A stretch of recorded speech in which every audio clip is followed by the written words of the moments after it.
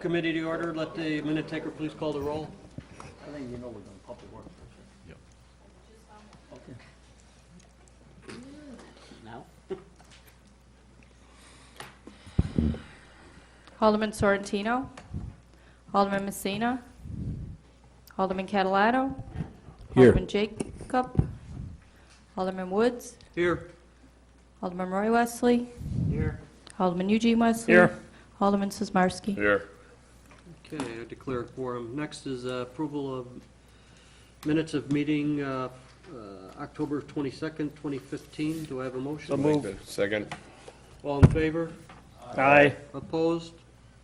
That carries. Next, report and recommendation, approval of partial payment, request number 1 to A-Lamp Construction for the Hemlock Sidewalk Project in an amount not to exceed $112,607.10. That is my motion.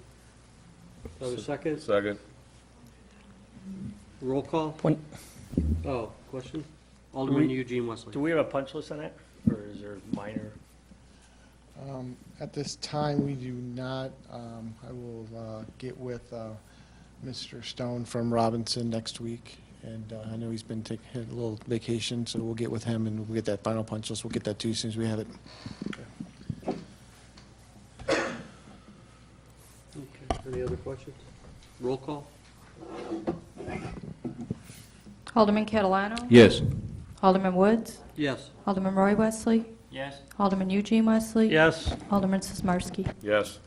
That passes. Next, approval of partial payment request number 23 to Williams Brothers Construction for the North Wastewater Treatment Plant upgrades Phase 1B in an amount not to exceed $135,010.07. That is my motion.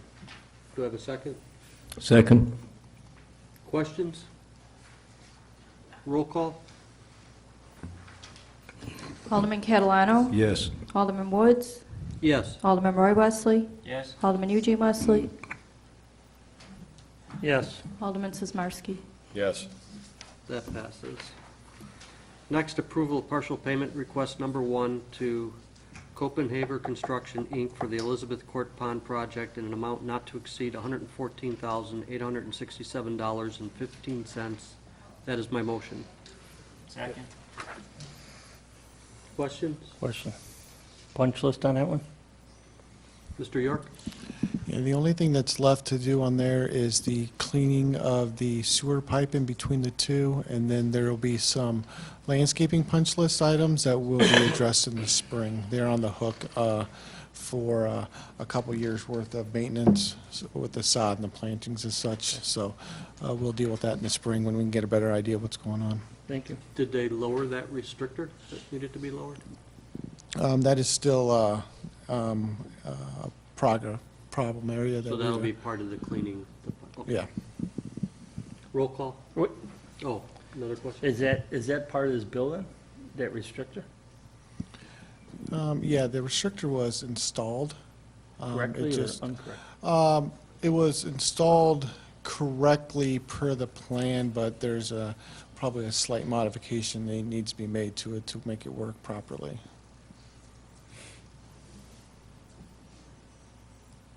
But we still are holding money back. Right.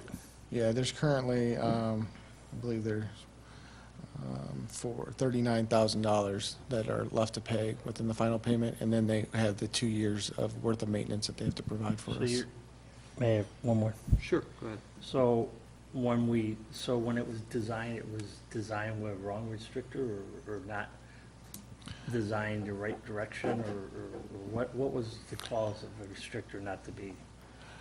Yeah, the placement of the restrictor in the outfall pipe is up and down in the manhole itself is not is holding water back.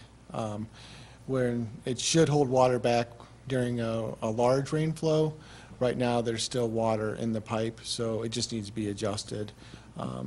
It's minor calculation probably. We're in the middle of trying to figure out the design issues that are involved with that, and if it was a design or if it was a construction issue. I did not hear back. I had a walk through this morning with H.R. Green and Copenhaver on those two issues. So we're still waiting for final remedy of that situation. So my question to you is, if we have to redesign it, are we getting a bill to redesign that restrictor, or is that part of the contract? I would probably refer to Mr. Kroll on that one, but I would think that they would assist us in any way to make sure that that project is done properly, designed properly. My understanding is the restrictor,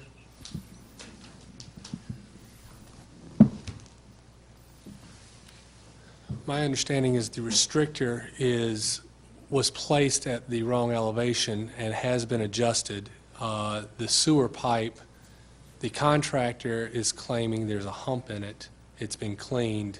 There was a meeting out there in the field today, and that's going to be reevaluated. We're going to clean it and see if indeed there is an issue with the storm sewer or the restrictor pipe. But those are the last two items on the punch list. Well, my question, maybe I didn't catch it here, if the restrictor was placed in the wrong position and it has to be redesigned, that pipe, whose cost is it going to be if there's a mistake on the design phase of that? It ain't going to be the city cost, I hope not. Whoever designed it, and if it wasn't designed right, they should be getting, we should not be getting another bill for redesigning that pond, if there's a problem there. So that was my whole question. If it was designed wrong, if they installed it, according to plan, and it ain't working, who's paying the bill to redesign that pipe and correct that problem? Let me interject though, because, the main lines or culverts going under the road were all existing. So the restrictor is a sheet of steel with a hole in it that determines the height or water level that it'll allow out. So the difference is lowering the hole in that steel plate. You know, it's a minor modification to what's there. It's not a whole big redesign, and part of the issue was what are the elevations and how are those pipes underneath the road that were existing. So that was where the conversation came in, one saying that there's, Mr. Okay. York.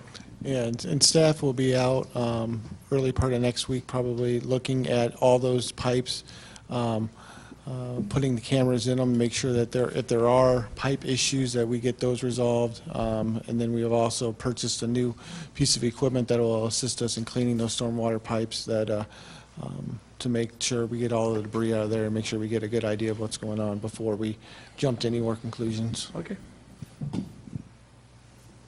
Any more questions? Roll call? Alderman Catalano. Yes. Alderman Woods. Yes. Alderman Roy Wesley. Yes. Alderman Eugene Wesley. Yes. Alderman Sizmarsky. Yes. That passes. Next, approval of environmental mosquito management contract with Clarkey Environmental Mosquito Management, Inc. for the 2016 in the amount not to exceed $46,440.00. That is my motion. Do I have a second? Second, Questions? I have one. Alderman Sismarski. Yeah, Mr. York, what is this all totally entailing? Is it drop pellets in the sewers, spray? Mr. York.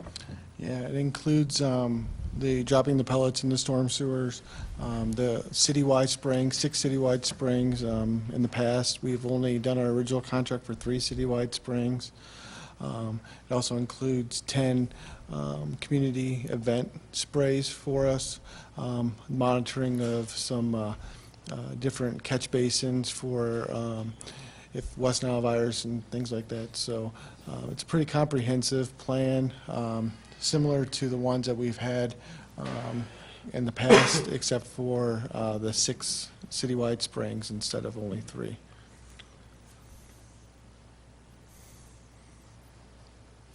Alderman Sismarski. At the, I know you weren't at the IML, but the IML had Clark there. They also had a basin control. Do we have anything for the ponds that we are existing right now? We do have one pond that we provide some mosquito resistance at, but for the most part, our ponds do not get treated. some of the catch basins do, but in order for a mosquito to hatch in the pond, it needs to be stagnant water. Most of our ponds have pretty good turnover of water, so we don't have any of that currently in the contract. So you're saying all of our ponds are pretty much flowing? You don't need to be worried about? Yeah, I mean, most of them have good pass-through. Stagnant ones, any sort of wind or any sort of aeration that, in a private pond, if they would have like an aerator or something in it, that helps with mosquito growth in that pond as well. But we feel comfortable with the contract that is in front of you today. Thank you. Alderman Eugene Wesley. And this is also Ormac renewal for 2000, the next 2 years after that, am I correct? Yes, there's a renewal clause in it. The city can get out of those clause, or that renewal if we see fit, but otherwise, Clark has offered to keep that same price for the next 3 years. So the price is, I don't know if you put that in your motion, whoever made a motion, for $46,440. Is that in the motion? That's in the motion. Okay. So I'll second that motion. Okay, no other questions? Roll call?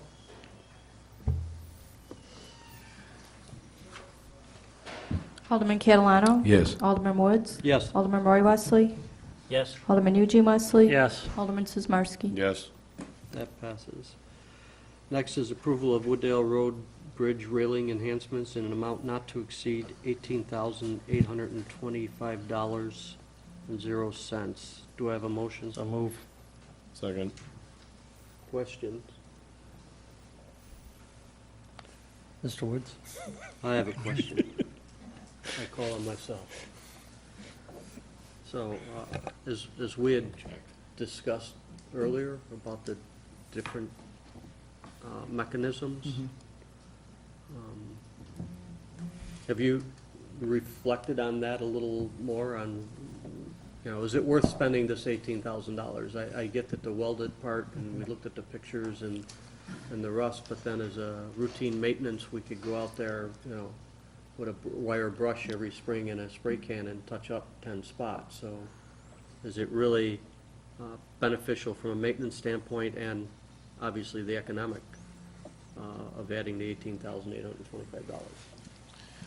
Well, I guess in my opinion, the $18,000 may be money well spent.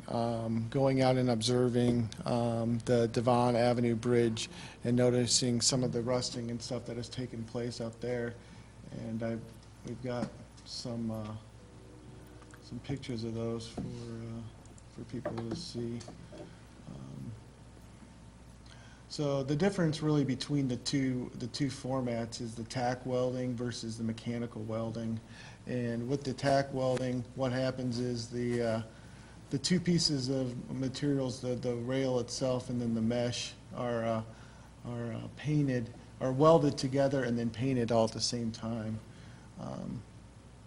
That was one that I stumbled upon when I was out there, that the wire mesh sticks up against the bracket itself, and then when it's painted, it all kind of goes together.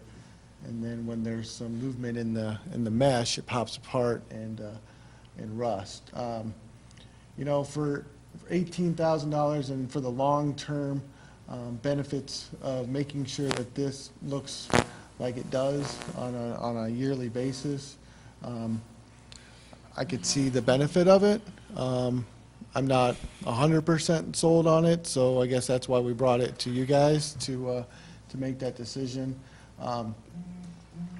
I think that, So let me, where we're going, I just want to interject. So if you go back to the picture where you got the welded, so that one right there. So instead of it being welded, now we're going to have a clip, another piece that has to be painted, and then we're going to have a screw that goes through that. So we have two other pieces of material and multiple layers that catch moisture and stuff, I guess is my point. After our conversation, I thought about it more and then looked at other things that I know that have a similar application in the construction world, and, you know, it's a common problem that you're gonna get rust there, so all I'm asking is it worth, you know, I know that you're saying you'll eliminate this, but we're adding something else that's gonna add another layer of potential issues, so I think the big one when we talked was the ease of replacement with the clips.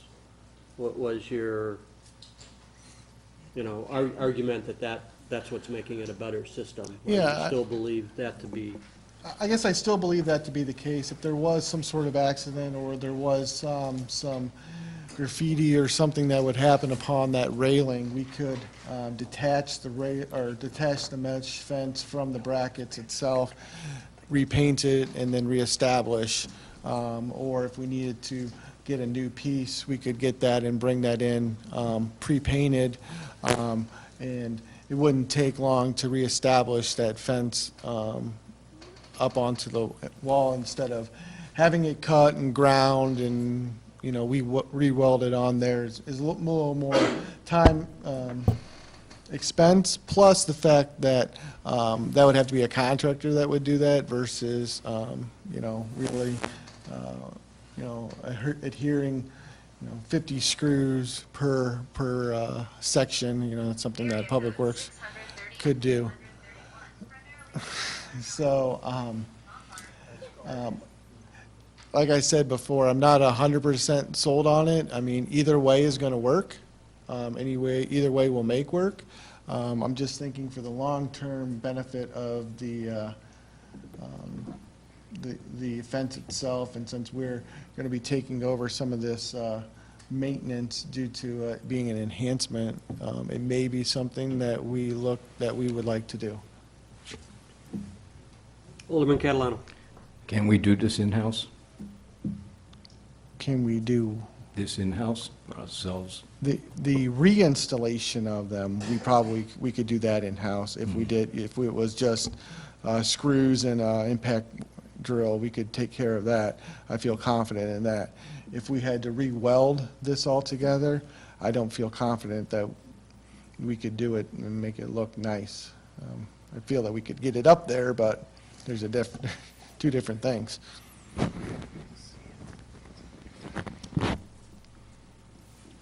Any other questions? Alderman Eugene Wesley. This is just a rail, right? Or is this? This is the- Yeah, this is the, Well, this is That's the, what it's gonna look like? yeah, this is from the design plans. Wasn't that rubber coated? Or was that, No, this isn't rubber coated. I thought we talked about rubber coated. There was a conversation that we had, but I don't think any direction was given to do that. No, because the issue is with all the expansion and traction with that wire mesh that's on there, that you're gonna get popping, whether you coat that, paint it, or whatever happens. There's just too much movement.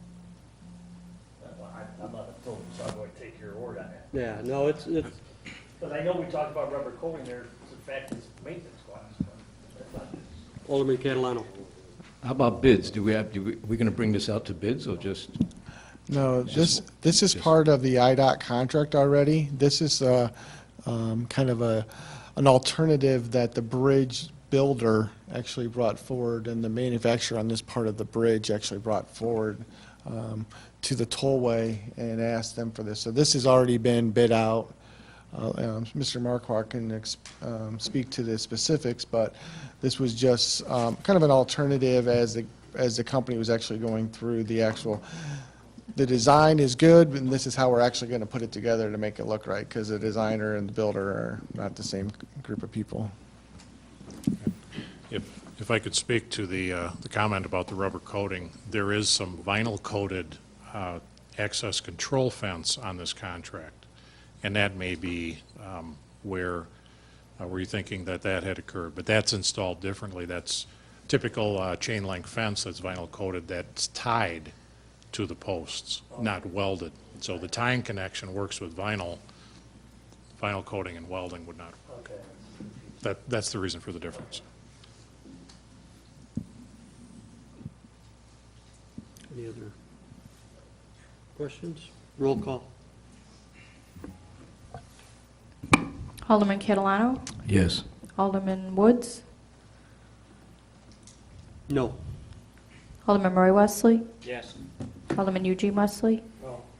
Alderman Sismarski. No. That fails. Next, discussion of design of the Edgewood sidewalk project between Irving Park Road and Elmhurst Road. Who's going to take? Let's see. Hey, can we, Alderman Eugene Wesley. Chairman, can we go back to that rally and are we going to direct staff a different direction on this thing, or we're just going to let this thing die? I mean, I think there's a deadline that we have to meet. Mr. Murmas. I got, right? We already got our direction. The bridge was already designed a certain way. This was just a possible upgrade to that way, so we just revert back to how it was currently going to be installed. It's not even going to go to council, failed committee. We just build it how it was previously designed. We're done. I didn't know what the hell it was. So who's going to, Mr. York? Yeah, we'll give her a start on this one, and then we'll see how things go. Okay, so the Edgewood sidewalk project, long project that we've been in the works for quite a while now. We've got some new designs. If you remember, we had 32 of the 80 homes that were on Edgewood. We had to have some access to private property in order to make the grades work of the new sidewalk installation. So 32 people we sent out letters to repeatedly, finally got back all of them. 4 people were against it, of those 32 that said that we could not go on their private property to put the sidewalk in. So we've come up with 4 basic options on how to get this to work. Option 1 is just to put it on the east side of the street. East side of the street, everybody is good to go. We can just bang it out and put it in from Irving Park all the way to Elmhurst. Option 2 is put it on both sides of the street. Now, the problem with option 2 is we've got several locations that we're going to move the standard sidewalk, which is 4 feet off of the curb on this project. We're gonna have to move it up closer to the property line so that we don't have to go on the private property in order to meet the grades of the sidewalk and the transition between the apron and the rest of the driveway. So option 2 would have a little bit of meandering involved. Option 3 is that we can go all the way on the east side, like in option 1, and only go on the west side of the street between Irving Park and Commercial. All the residents in that block were amenable to having sidewalk on their section. So that's option 3. Now, the 4th option is kind of a separate option and kind of splits it up to have you guys pick either 1, 2, or 3, but not to have the project take place right now and have it take place when the next road project in the area took place. And that doesn't mean that the whole road has to get placed, but something in the kind of the work zone area to be so we can reduce the mobilization and some other costs and maybe get some quantities of scale. So here's the budgetary component to this whole thing. FYI, the 2016 CIP estimated this project to cost $200,000. Estimates for option 1 and the estimates of this were based upon the Hemlock sidewalk project that is just getting ready to get completed. $319,000. Option 2 to do both sides of the street all the way, $646,000+. Option 3, $458,000. And option 4, obviously, we believe that there would be some reduce in that per the road project. So, I guess at this time, we'd like to know where the committee stands on doing the sidewalk project and what kind of sidewalk project you want to see, and then what time frame you want to see it in. Alderman Eugene Wesley. All right, this has been going on for a while now. And the option with reconstruction of that street, obviously it ain't gonna be done for several more years, it looks like. So I'm gonna opt for option 2, you do both sides. So that will be my motion to do option 2. Second. Do you have a number for what the savings might? I don't have a number of what the savings may be. I'm hoping that it would be around 10% savings or so. There's a portion of the project area that rated a 37 in the last streets efficiency study, which would mean that it would probably, I would guess it wouldn't be in next year's CIP 17, but it would probably be in the 18 CIP. That's just my calculations where that would land. That's my calculations of where it would land. Now, if it lands someplace else, then it lands someplace else, but that was my initial calculations. Alderman Sismarski. Yeah, you answered my question on the streets efficiency study. Even if it is 2 years out, the safety of the residents is my number one concern about having sidewalks, not kids walking in the street. So, if you can look up and let us know where it stands on the sufficiency study, I'd appreciate it. Alderman Eugene Wesley. I did look it up and it was at 37. How So far out? according to the memo that came out and talking to staff, we are still looking at almost 4 years out.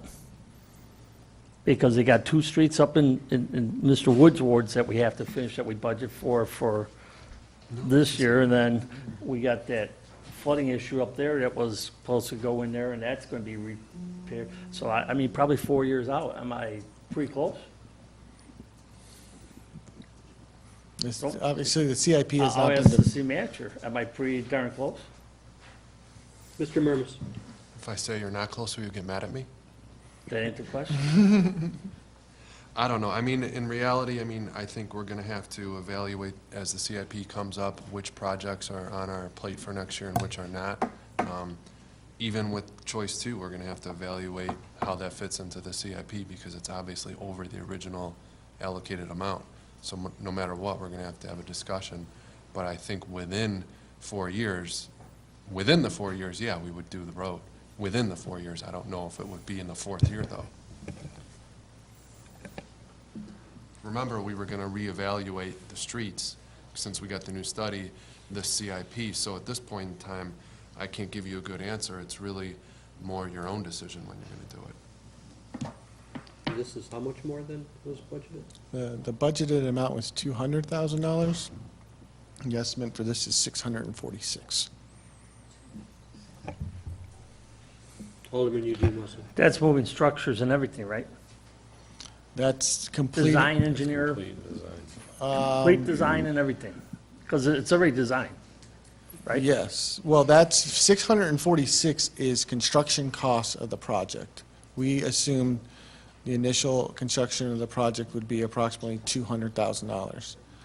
So everything, just like the Hemlock one, we thought was going to be $92,000, and it came in to be $152,000.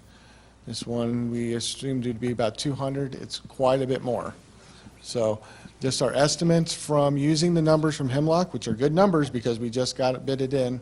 Obviously, the Hemlock project was a smaller project, hopefully with some quantity to scale with this larger project. We can get that number down a little bit. But we're still probably talking at least in the $250,000 range. I wouldn't think anything, maybe our engineers, but anything less than 500,000, and we would be sitting very pretty. So this is going to be at least a $500,000 project. But again, where I raise my concern, and Mike raises concern, is the safety of that community. And the point is, those people who use the street for It's a going to highly school. trafficked street. So it's a high-traffic street. So this council could decide down the line here, but we have been talking about this for almost 2 years now, trying to get this project done. And as far as I'm concerned, and everyone keeps dictating up here, even Tony says safety. I mean, Peter, safety. You know, as far as I'm concerned, find the money and do option number 2. There's got to be a way we could cut something out to get that safety improvement into the community. Alderman Catalano. There's also a park over there, correct? That was on Hemlock, that's what we're going for. Oh, that's the one. But near there. Okay. Next block Any other questions? Do we have a motion? Motion second. Okay. Roll call. For option two. Well, again, Yes. do they even know the motion, Peter and Randy? I made a could you go back to, I'm sorry, Chairman. No, go ahead. Go back to the option number, So we're going, option number 2 is both sides of the street from Irving to Elmhurst. There will be some modifications mid-block on those. The sidewalk will meander because those are the residents that chose not to allow us access to their private property. So in order for us to meet proper grades, we'll move the sidewalk up to closer to their property line. Still within the city's right of way. And the cost of this is approximately $7,000. Alderman Messina. We had what budget, 200,000? Yeah, $200,000 for the construction of it. I thought it was a plain, that I just heard. No, you're right. Alderman Jacob. The houses where the sidewalk would have to meander because we can't go on there, how close is that sidewalk going to be to the curb? It's about 4 feet at the normal location. Usually the property is approximately 14, 15 feet to the property line, so that's going to be about 10 feet away.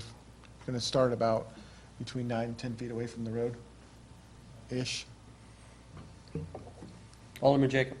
Is that going to be a safety issue at all, or no? Actually, the farther away from the curb you get, the safer it is.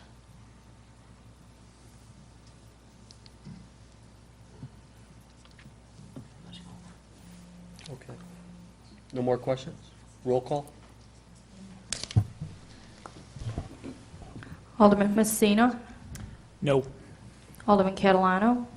This is for option 2, right? Yes. Yes. Alderman Jacob. No. Alderman Woods. Yes. Alderman Roy Wesley. Yes. Alderman Eugene Wesley. yes. Alderman Sizmarsky. Yes.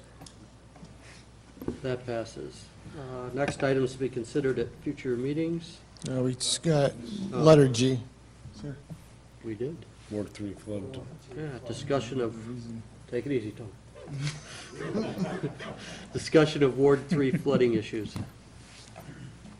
Mr. York. All right, Ward 3 flooding issues, the last one on our agenda for this evening. All right, so another one of these projects that we've spent some quality time on to going through, and how we kind of started with this was RFP came out. Robinson was awarded the RFP to do some construction of some pipes on Prospect at Potter, and also on Park Lane. Robinson Engineering started doing the development, or coming up with a plan of this one, and it became quite obvious that some of the issues that we were seeing in this ward, so these were the 2 areas that were the first flooding issues that were part of that RFP. As we were moving through this project, we thought that the construction of this would be about $400,000. We started getting some information from some of the aldermen in that ward and some residents that of other issues that have arose over the years of this area, and it became quite apparent that doing these 2 modifications would not solve those problems. So, and these are some of the pictures that we've got. So this is Ermine, looking east down Ermine. We've got the corner of Prospect and Potter. So this is kind of where we were looking at the initial project area. So this is a 256 Prospect. So this was down the street, and as we notice on these pictures, You've got a large amount of, the road is totally inundated, large front yard is inundated, parking lot. The parking lot of, over on, let me see if I can get this thing to work. Oh, look at that, yeah, see? Tony, we're on the same page. We got these cars over here in this parking lot in Georgetown Square. And there has been times where those cars decide that they no longer want to be parked in that parking lot, and they will venture out into Prospect and go sailing a little bit down the street, which we'd like to stop from happening in the future. This is a 244 Prospect looking north, over on the other side of the street, kind of by where those cars are parked. This is Lincoln Court, 2 blocks, basically 2 blocks west of Prospect. You get a pretty good island down at on the south end in the cul-de-sac. So I'll let Aaron from Robinson discuss some of the ideas and stuff that came out of their findings. Sure. Thanks, Matt. Yeah, Matt's done a good job of summing up where we started, which was back in I think it was in July when the council originally awarded us to get going on the scope of the RFP work. As you can see, in fact, yeah, that's a good point. Let's use this.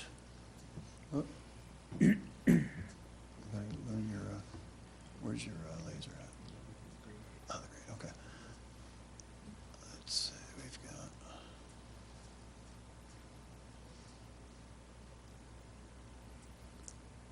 As we see up here, a lot of those photos that you just saw, let me go back a little further here, were in this area along Prospect here, and 2 blocks to the west, as Matt mentioned, on Lincoln Court, which doesn't quite make this exhibit. This exhibit was taken from the city's citywide drainage study that was prepared in 2011. And as we looked into the scope of what was being proposed here and here, it was evident that, especially here, was not going to do anything to solve those pretty dramatic photos that you just saw at these other 2 locations along Prospect and along Lincoln.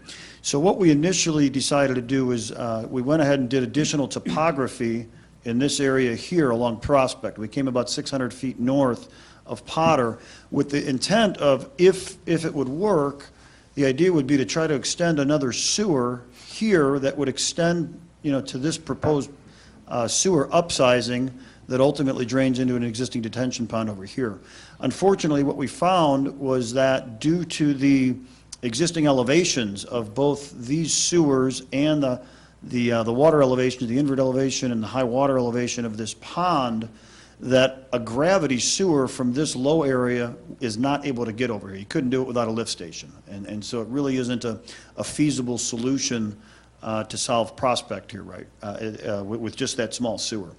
So what we went from there, and we did have a meeting with our staff and with the city staff, and Alderman Catalano, Alderman Woods was there as well, back in early September. And what we've been able to determine from aerial GIS photography, where there were spot elevations in numerous locations, was there was a possibility that, excuse me, in this area, what we were able to find was that this area here, as well as a significant area up this way, in the large storm events, the sewer capacity here is exceeded. That's why you get all this ponding, and there's not really a good overland flow route to take those large flows downstream when this sewer system is surcharged. So what we noticed was that the elevation of Prospect and George Street, the intersection of that the elevation at that intersection is 2 or 3 feet higher than what it is in this location. But then there's a significant ability for, this street is fairly sloped downhill toward the ComEd right-of-way.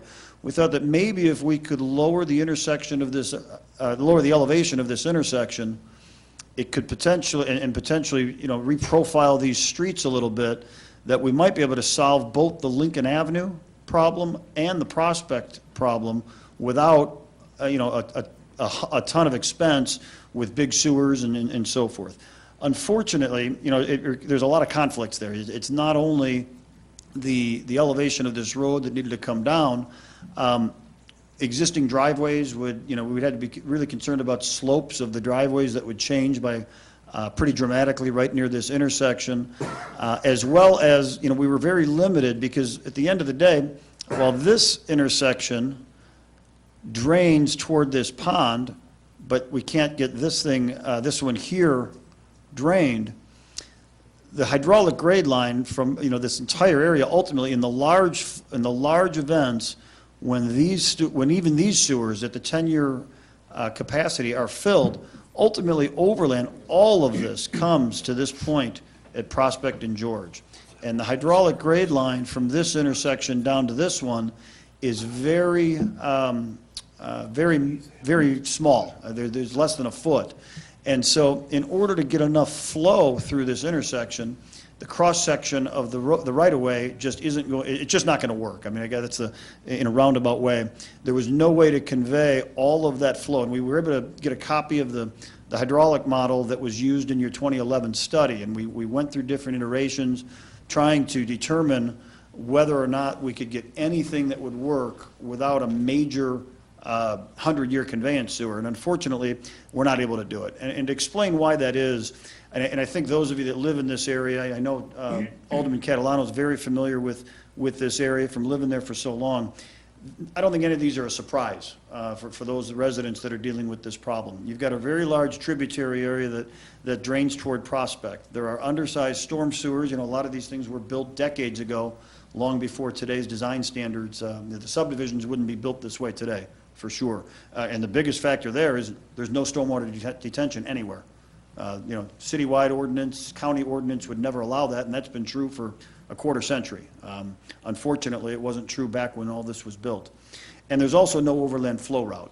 So the worst possible drainage system is really there because you just don't have anything that works particularly well. In terms of the area that you have coming toward Prospect, we determined that, you know, there are 3 major drainage areas to the west that total, that's about 215 acres, that all drains to Prospect Avenue in the 100-year event. Ultimately, all to that key intersection at Prospect and George for the large events. And then these areas flow down, you know, down George Street, across the ComEd right-of-way through Squaw Creek, and then ultimately up north toward the railroad right-of-way and over to Salt Creek. These are the areas that are inundated typically at every decent storm, and that's just in this direct area. There's obviously other areas within the ward that also flood, but these are the areas that are really critical where the proposed project would probably provide some relief to this intersection for the 10-year storm, you know, for a moderate storm.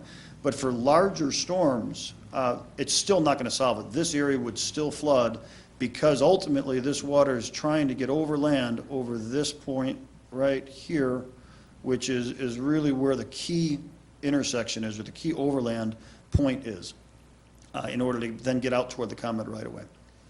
So what we took a look at was, you know, is if we were to move forward with the 2016 improvements, which were planned for next construction season, you know, to go ahead and take care of this intersection, to go ahead and make some improvements here along Park. We can make improvements, and I think that improvements can be made for the smaller storms, and you should have maybe a little bit quicker relief during the larger storms. But you know, those areas are still going to flood during large storms. These 2 projects alone are not going to provide the 100-year solution anywhere. There's still going to be that lack of the overland route, and there's still a lack of the storm sewer capacity. They're not going to do anything to solve Prospect and Lincoln on their own. And that's true as we looked even at the additional alternate one. There were multiple alternates that were looked at in the citywide study from 2011. There are future improvements that aren't, whoops, sorry about that, that aren't in this year's capital improvement plan, but they are planned later. Oh, I'm pressing the wrong button, pardon me. Yeah, you know, I think I got a fat finger over here that's hitting the wrong button all the time. Here we are. Alternate number 1 is, you know, from your original study, also contemplates future improvements here, and they'd identified the possibility of trying to put detention here in the ComEd right-of-way, along with upsizing sewers and some ditch clearing. There was also upsizing sewers along this area over here. These were identified as other improvements in your master plan.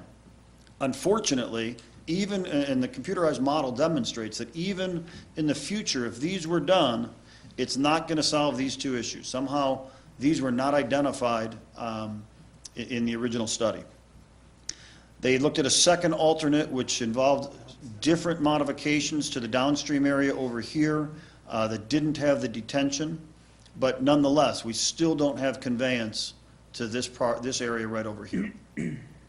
And the third alternate, which involved a different approach, which was to offload some of this sewer with a large sewer going to the south and then coming into a different entry into Salt Creek, still doesn't solve the root problem of the conveyance issue from here. This is like a bowl, and until you get a large enough pipe in there to handle all events, that water is always going to pond until you find a way to get it out of there. So what do we have as potential alternatives? What we've looked at is, and this is Prospect here, is you ultimately need a 100-year storm sewer capacity to convey the 100-year event all the way down to the ComEd right-of-way perhaps, which seems like the most feasible location for detention if we can get agreement with ComEd. And then ultimately conveyance improvements downstream of a detention facility. What this also indicates is we did model that the Lincoln Court flooding could potentially be solved if we could get a larger sewer that could come over here to Prospect together with the conveyance improvements here can solve Lincoln relatively inexpensively compared to what it's going to take to build this. Alternate 2 would be a similar solution for Lincoln Court, but taking the conveyance from Prospect a different route, taking it to the south and potentially building a lift station here on the Public Works property. That way the construction of some of these other lines could be done a little bit cheaper. And this is just a very preliminary concept at this point. You know, the city hasn't yet authorized the idea of going forward with detailed studies of these options. But also, it would require some form of detention at some point along a southern route that would then maybe be done in conjunction with some of the upsizing improvements that were previously planned in this area to discharge into the creek. So this is really, I think when we met back a couple of months ago, it was very clear that, you know, there was a reluctance to move forward with just the small projects without at least having an idea of what it was going to take on Prospect and on Lincoln. And I think we have an idea. These concepts will need to be refined going forward. But this is really where we stand today. There's not going to be a viable overland route. That has been confirmed. So, you know, in terms of conclusions, as I just mentioned, you know, the 10-year events, the smaller events, can be handled with the original scope of work. But the existing, and it's a large storm, 42-inch storm sewer is a decent size there along Prospect. It's just that with the humongous area that is tributary to it, and with no detention upstream at all, it's still not enough to convey the 10-year storm. I mean, that's really why you have the frequency and the intensity of the flooding that you see at that location. You're going to need, as I just mentioned, a 100-year conveyance since we don't have an adequate overland flow route. And in addition to that 100-year sewer, you're going to need stormwater detention at some point so that we don't just simply transfer this problem to other property owners downstream. Essentially, Prospect Avenue acts as detention today. I mean, that's really how it operates today. And, you know, to have a more viable detention facility, it seems like ComEd's it's the best location that's potentially available if we can have an intergovernmental agreement with them to do it cost effectively. Short of that property, you know, you'd almost have to consider property purchases within the area, you know, and that could take years and obviously cost quite a bit with land acquisition, in addition to the cost of building the actual improvement. So we're hopeful that we can, you know, strike up some kind of arrangement with ComEd that way. In terms of recommendations, you know, I think where we stand right now, and we had a little bit of conversation with Alderman Catalano, with Chairman Woods. I think there is still a consensus that in order to at least make some improvements to these hot spots at Park and at the Potter and Prospect intersection, that it does make sense to move forward with, those improvements that would occur for those smaller intensity storms. But along the same path, we don't want to forget about, obviously, the pictures show, they paint a pretty big picture of what's going on in these other locations. We have to make sure that all the residents that are aware that, hey, this is going to be a multi-phase process, and that it's going to be an expensive solution to ultimately get to resolve Prospect and Lincoln Court. That being said, the first step in that is to determine, is ComEd a viable detention location? And that, I actually, I've been in contact with someone that holds a fairly high position over at ComEd just during this week, and he is very willing to help us set up a meeting between the city and the appropriate folks within ComEd. I'm sure that's going to be more than one person. There's going to be right-of-way involved. There's going to be their technical people involved. There would be, and he even feels that, it might ultimately go to the CEO of ComEd in order to ultimately get a decision on something like this. But, we're very familiar. In fact, even in this particular right-of-way, there are bike trails, right? There are lots of communities that are able to work with ComEd to build public amenity projects within their right-of-way. Stormwater detention is maybe a little bit different. But at the same time, I think we can at least have a fair audience with them and see if we can't move this thing forward. Once detention viability is determined, then I think it really makes sense, because we don't necessarily know if we want to go toward the Squaw Creek, along George Street to the north, or would we prefer to go to the south? I think those two options need to be examined a little more thoroughly in conjunction with the detention, to ultimately figure out what your recommended alternative is going to be. And then, ultimately, we need to update that master plan. That 2011 study, needs to be updated so that whatever improvements would come out of these analyses would be integrated into, the future improvements that are probably in your out years of your CIP that were shown earlier, the alternate one that was shown in the prior study. So, the other thing is there are a few additional issues that have been identified as we've gotten into these issues. There was a few items noted there along Squaw Creek. One of those is the head wall right there at Miller Lane. This thing is in pretty deteriorated condition. The railroad ties are failing. It's not real easy to see from this photo, but these aren't looking too good. If anyone was to take a ride out there, you'd see what we're talking about. We've got the parking lot between Miller Road and this head wall that's got numerous failures. So there is a concern about the long-term condition of these culverts, as well as trying to get this head wall taken care of. The tricky thing about this is getting it done in a very timely manner. We know that this is going to require additional permitting. We're going to have IDNR to deal with. We're going to have Army Corps to deal with on the wetland side of things. So this is going to be, it's certainly something that we think should be addressed, but know that it's probably going to be a little slower path to get all these addressed than the two primary projects that we were already started on. The other items that were noted were the channel and the culvert downstream of Miller Lane is really filled in with silt. And I think this was actually identified in the 2011 study also, of trying to get this channel cleared out significantly further. So this has been identified as one of the other improvements within Area 1, but it's just a reminder that this is probably not helping matters when it comes to overall conveyance, and it should be addressed. And there is a culvert that was identified also that's pretty corroded, and again, because of the same issues, we need to do some additional permitting with IDNR and Army Corps and so forth going forward on this location too. So as far as next steps, I think we were seeking committee confirmation to keep proceeding with the design plans so that we would move forward with the two improvements, Park Avenue and the intersection storm sewers at Potter and Prospect.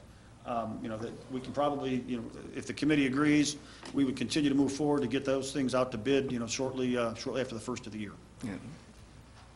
Alderman Catalano. And I want to make a motion to continue to do the intersection of Prospect and Potter, and then the other, what you talked about, so that's my motion. I'll second. Question first. Yeah.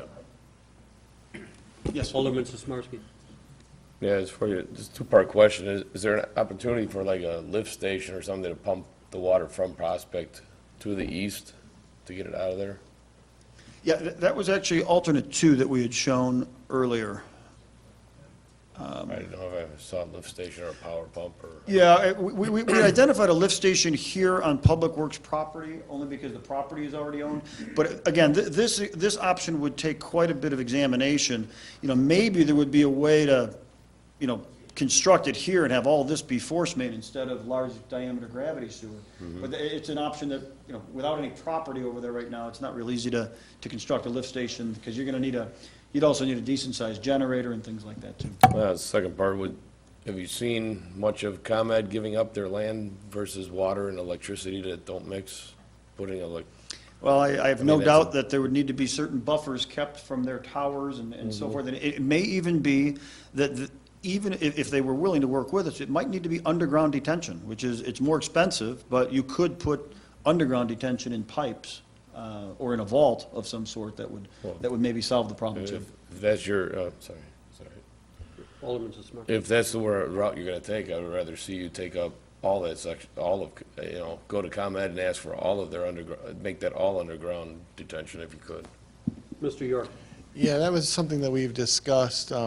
Basically, if we can get as much of that land as possible that we could get, we could probably utilize it for some Exactly. sort of detention. I think that's kind of, if we're at step 1, that's probably like step 3 or 4. So we have kind of discussed that internally already. So we'll, as soon as if we can get ComEd to give up some of their land, we're going to ask for as much as we can get. Right. Alderman Jacob. A couple questions. Number one, do any of these alternatives address the Miller Lane issue? Because I know there's a problem on Miller Lane as well. Mr. York. The Miller Lane issue is. Is that this issue? Well, the actual Miller Lane flooding issue, you've got 100, or what do we say, 215 acres worth of water going to one point, and that's Miller Lane. So you have all those pipes underneath Miller Lane are surcharged with water, and now you've got storm sewers on top of that. So just think of it as cars going down the street, everybody's in a line, you're trying to get in. You can't get in to the line of traffic because there's no place for you to go in your car. So Miller Lane is kind of, they're the last ones to the party. So that pipe is already totally full. So getting some relief underneath, there's a project that is to make those culverts bigger. That was identified in the 2011 study. That's right right over there. here. Miller is here. Miller is right there, yep. So These upsizing of culverts was planned, as well as the dredging of that channel and increasing some of the culvert sizes through here as well. So that may provide some relief to that, but as much. This is still the key, the If we, detention. if we can reduce the amount of water that's going through those pipes, the Miller Lane water will have a lot better opportunity to get into those catch basins and move down the creek. Alderman Catalano. Go back to the part where you see the Prospect with the blue, yeah, right here. This intersection here, this is Potter and Prospect. Now, there's 4 drains there. All those drains drain into the detention pond here? That is correct. Okay. So what we're going to do here is make bigger, Larger pipes. larger pipes. And what are the size of those pipes? Mark, do you remember the size of the existing? The existing pipes are 15 and 18. Okay. And they're going to be 24 and 30. Okay. So anyway, this water, that's where it drains there anyway. So it's not going to flood that area out because. It drains there in the small to Small. moderate events, but Right. when you get the 100-year, when you get the really gigantic events, what happens is that even this drainage system is backed up, and it goes into this pond and then the next pond, Right. but it's backed up downstream of that pond. So this system also floods to the point where the overland flow still, whoops, I'm sorry, still comes up toward Prospect and George. Now, would that maybe help Prospect? I mean, it's not going to help it completely, but It could, in the larger storms, it might help it, but it's probably going to be invisible to the naked eye. In the smaller storms, there's still not a way to really drain Prospect. It's still somewhat of a bowl in the middle of that block. now if we go to alternate 2. Alternate 2? Yeah. Now, that's the one that I like. Now, say for instance, if ComEd doesn't give us the right to use their detention, don't we have easements going all the way down both sides? Yeah, we do, Mr. York. we do along, sorry, that street right there, I forget. Station? Station. We do along Station. It looked like it was about 8 to 10 feet maybe, but there's also some parking in there, which I think encroaches upon I that think it's parking. part right there. Right there, yeah. Right there. As you go south, we don't have, south of Potter, we do not have any right-of-way. No. Because those are the townhomes, their property abuts directly up to the ComEd property. So we only have right-of-way along roadways for the most part. And this land up here, what is that? That's the Addison Township? Yeah, Addison Township's building is right just south a little bit, right where it says lift station, basically just to the right of that. And then there's some other property in there, and I'd have to look at maps to see who's the owner of those properties. So my question is, ultimately, could we put underground storage in our easement big enough to handle some of that detention of flow? I mean, It would have to be analyzed to see if there would be enough right-of-way in order to do that. okay. Alderman Thanks. Eugene Wesley. I have a couple of questions. Years ago, we never had that problem up there before, not as bad, okay?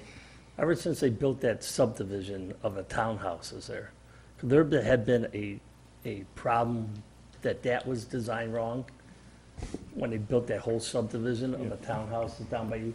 Do you mean these here? Yeah, because that was a You're talking about the ones on George, on the north side? Orchard Lakes. Or Orchard Lakes? Because years ago, I don't think we had as bad flooding. I know we had flooding on Mill Lane, but not as bad there. So ever since that went in there had to be something that was designed wrong in that part. Have we even looked at that? If that was designed right? Go ahead.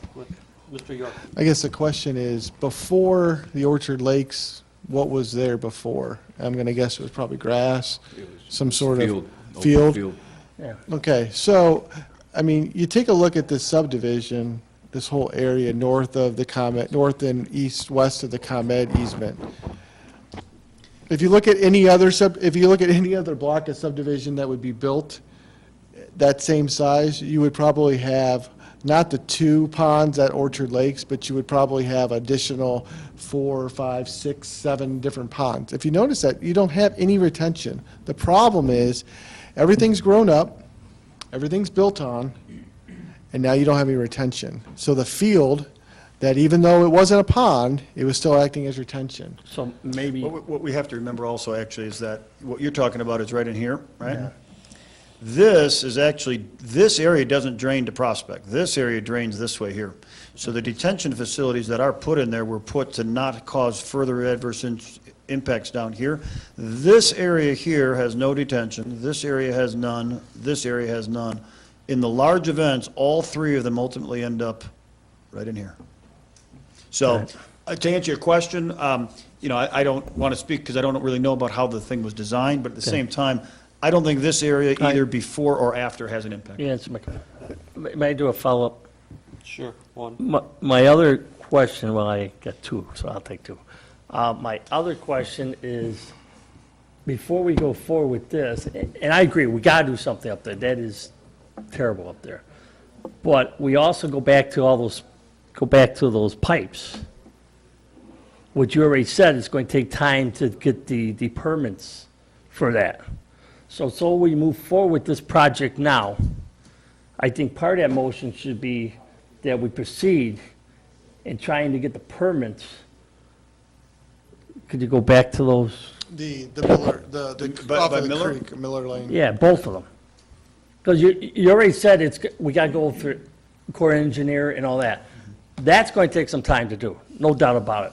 So part of that motion, if we choose to, as the council choose to go forward with this project, that needs to loop into this at the same time, because you could put all the money you want up there now,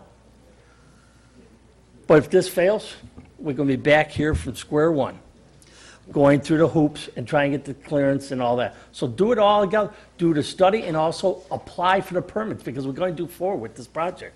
So that would be my recommendation. We still go ahead and fix this, but we also fix that problem. Before I call the next person, can't we do that as an emergency repair? Can't we speed up that process? I suppose it could potentially be done as an emergency repair. I mean, if that doesn't get done this year, I mean, it only has the potential to really become disastrous come springtime if something's not done there. That's why I bring it up. You know, it's. You mean this calendar year? Yeah. That might be a little challenging, quite honestly. Why we have you. Because, I mean, even question one, is it something where the city would want to see that replaced with railroad ties, or would you see a concrete head wall there, I for see one? concrete head wall. That's what I would think as well. And I would then suggest that if we make the investment into that type of improvement, at some point in time, when we do get this master plan updated, there's a possibility that, in fact, even in the 2011 study, there was an indication that those pipes needed to be upsized. Correct. It's not just at the location where you see the head wall. Those pipes are 300 feet long. And so the idea of doing all of that on an emergency basis, especially in the next 6 to 8 weeks, I don't know how feasible that would be. Those pipes go across the ComEd right away. I'm not sure how they're going to view that as an emergency repair either, if we have to upsize them. So I think between all those factors, I think we can try to go as fast as we can, but I just want to, give a realistic expectation as well. What would be a scenario then to stabilize that? Because it's not that stable. I mean, there really is concern that collapses, and if that collapses, what we're talking about will be, double or triple.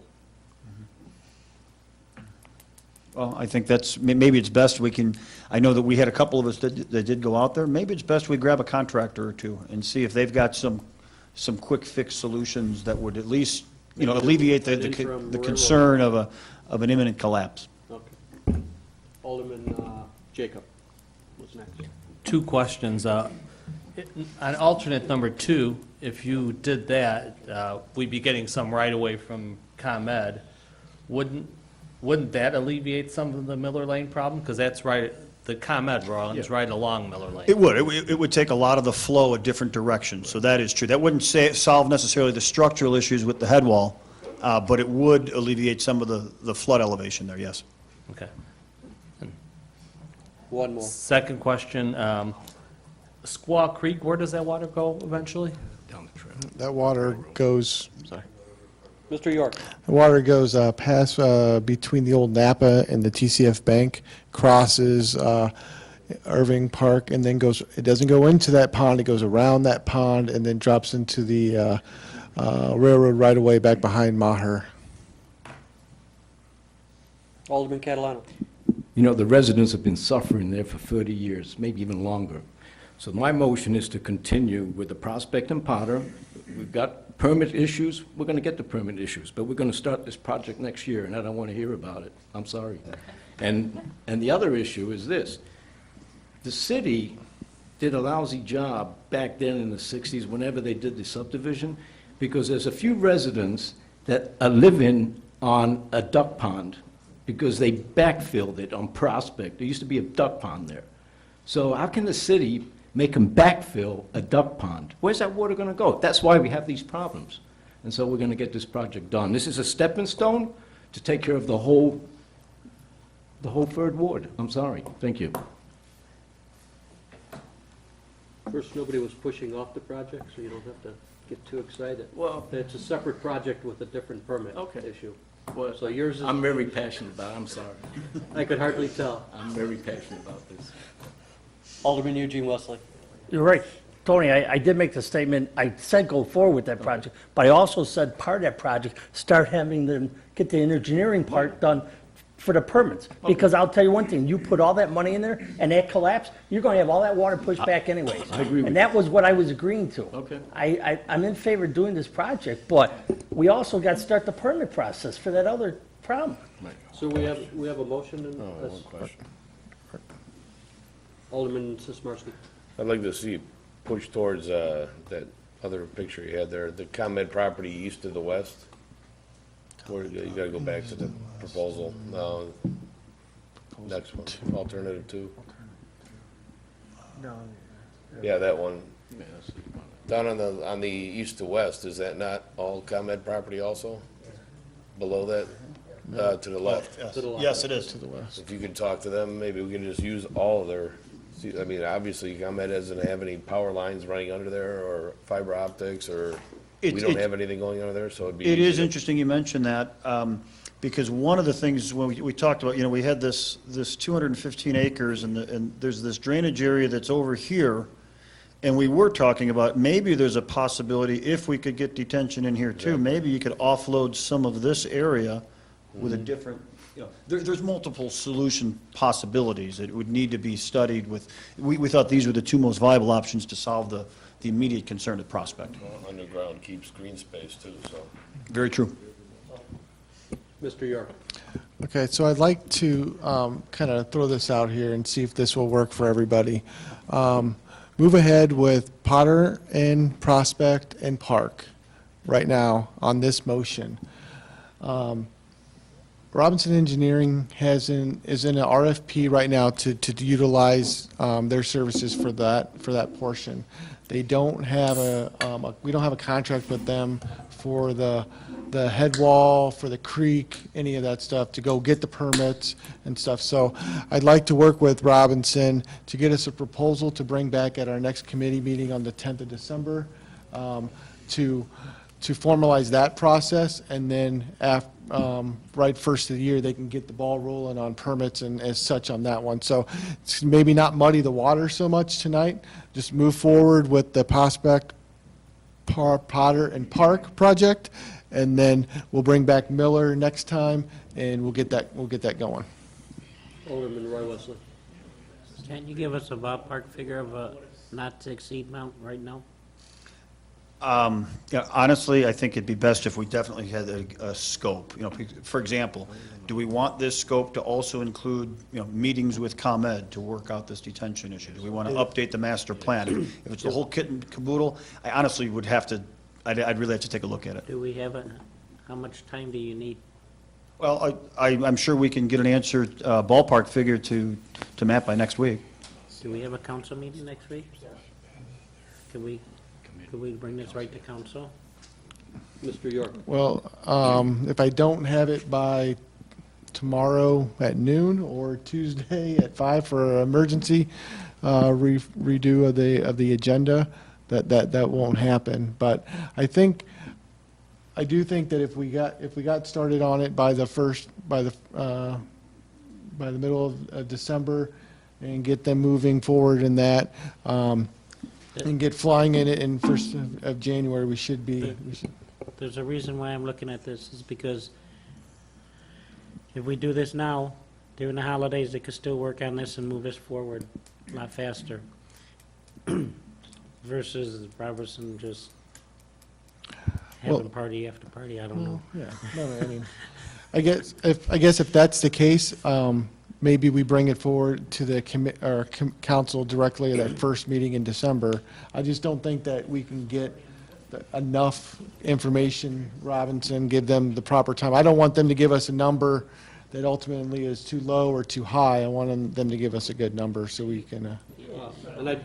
Well, let me interject. So I'd rather have them do a thorough job of looking at it and spelling, figuring out what it's really going to take, instead of a knee-jerk reaction of, You know, say it's a ballpark figure of $1 million, and then when we get through it, it's $2.5 million or $3 million. I don't think we're gonna see that. So we have a motion, we have a second. Roll call. Motion on the floor to go with option 2, right? Correct. Yep. Alderman Messina. Yes. Alderman Catalano. Alderman Jacob. Yes. Alderman Woods. Yes. Alderman Roy Wesley. Yes. Alderman Eugene Wesley. Yes. Alderman Sizmarsky. Yes. That passes.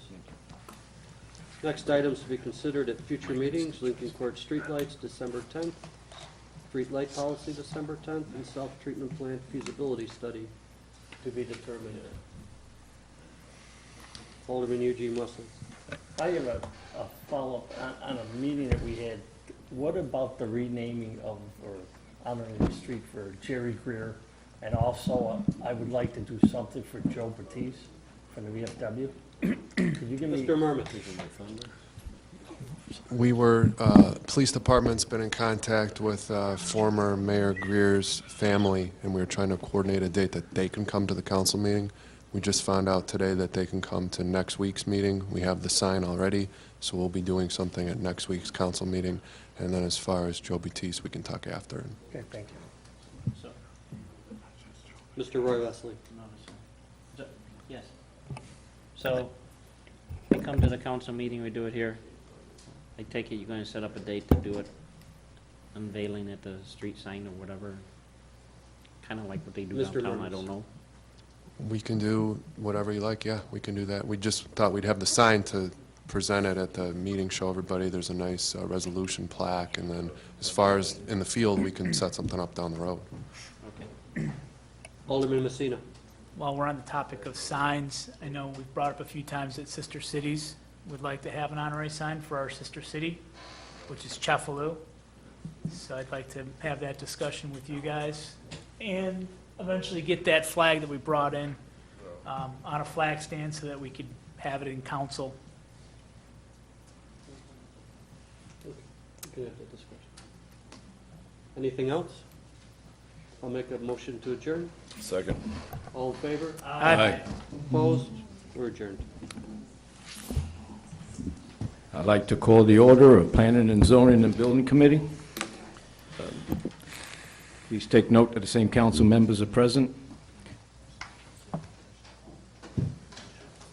Well, yes, sure we can. And I need to make a motion for the approval for the minutes of Planning and Zoning Building, regular meeting, October 22nd, 2015. Second. Any corrections? All in favor? Aye. Motion carries. Next is report and recommendation, H.R. Green agreement to clock tower. Ron?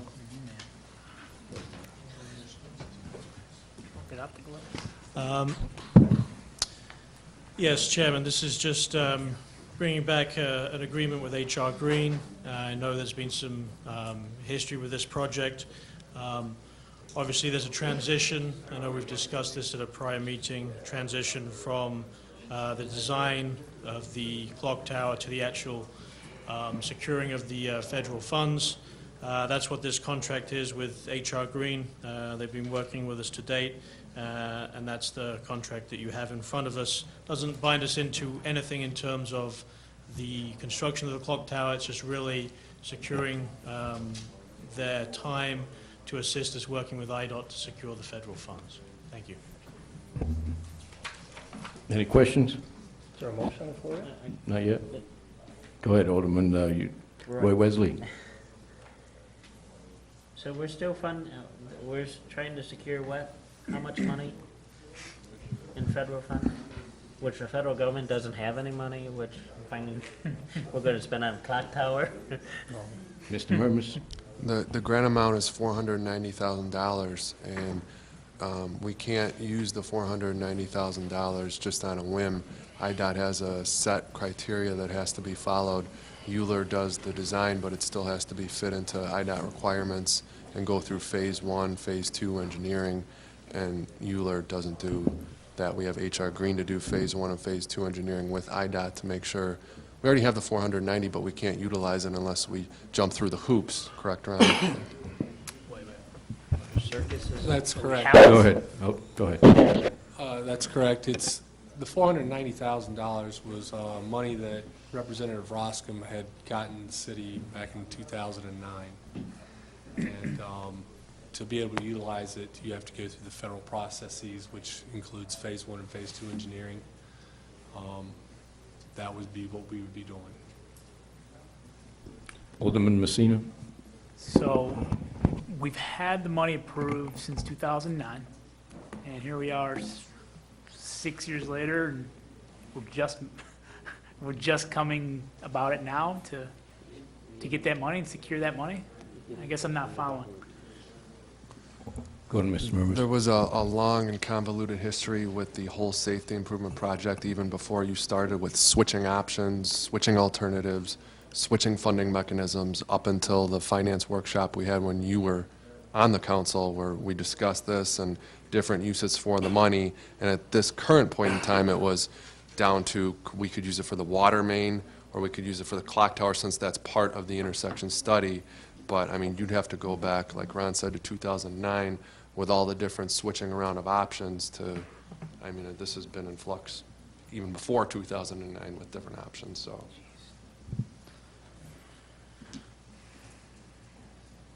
Questions? So I make a motion to continue to... Second. Call, please.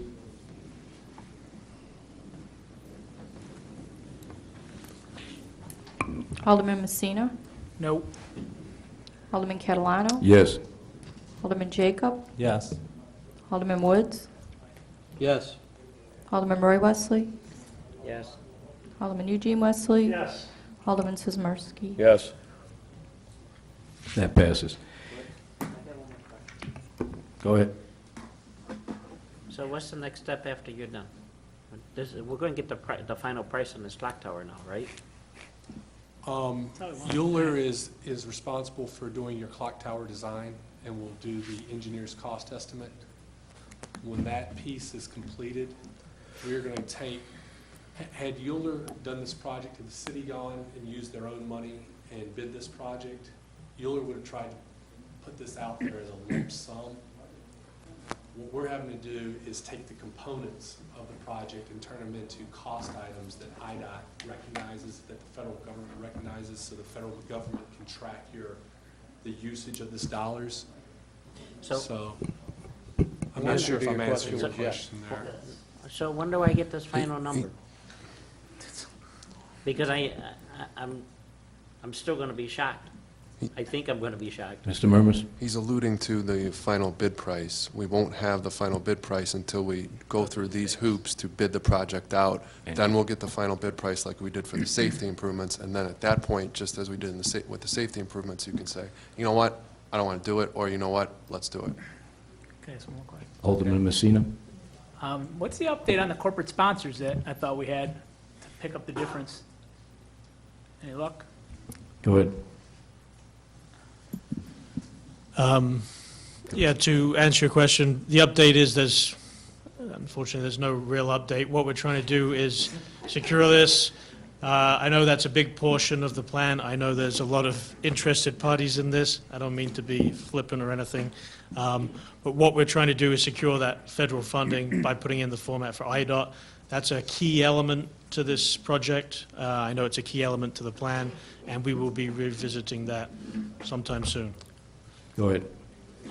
I know we tried this corporate sponsorship with the Memorial Tower. Was it the Memorial with the bricks? Do you remember, Jeff, what that amount was that we were able to get in corporate sponsorships? Go ahead, Jen. That was before my time. I know for the train station, we got some corporate donations. $9,000 or No, something? it was more than $50,000, maybe like $200,000 for the train station, I believe, wasn't it? $350. Alderman Woods? I'm sorry. Yeah, I was going to say, it's hard to get sponsors for something we haven't even agreed to completely do yet. So until it's, I wouldn't want to fund something that doesn't exist. So technically, we're pushing forward, although there's some apprehension. so that we have the drawing.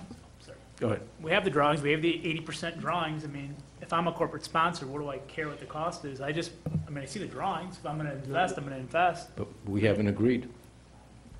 Go ahead. Just, it's not what the cost is. Right. You haven't agreed to build the thing, so why would I commit money to you when you haven't committed to build it? No, I understand. I'm an That interested was the party. point I was Okay. saying. Yeah. I'm just saying, I would think we would start the legwork now to say, hey, look at this great thing we're considering building. One at a time, please. Go ahead. That's just my thoughts, right. just to get the ball rolling. Well, like Alderman Woods said, if we haven't agreed to build this project, I don't think nobody's going to come forward until we actually secure and build it. Then, believe me, we're going to have corporate sponsorships, because I know a few people that want to contribute, but we don't have the plans yet, so. Okay, we already voted on this one. So next is the Code Enforcement Action Plan, dumpsters enclosures. Mr. Cage? Yes, thank you. This is another item we discussed prior. Essentially... Hold on. Go ahead. Could we go out of order here? I believe we have another presenter here. Oh, Could we do Sure. that for, yeah, go ahead. Yeah, that's I fine. mean, if you don't mind, I mean, No, not a problem. Thank you. Go ahead. I'm sorry. No, no. Do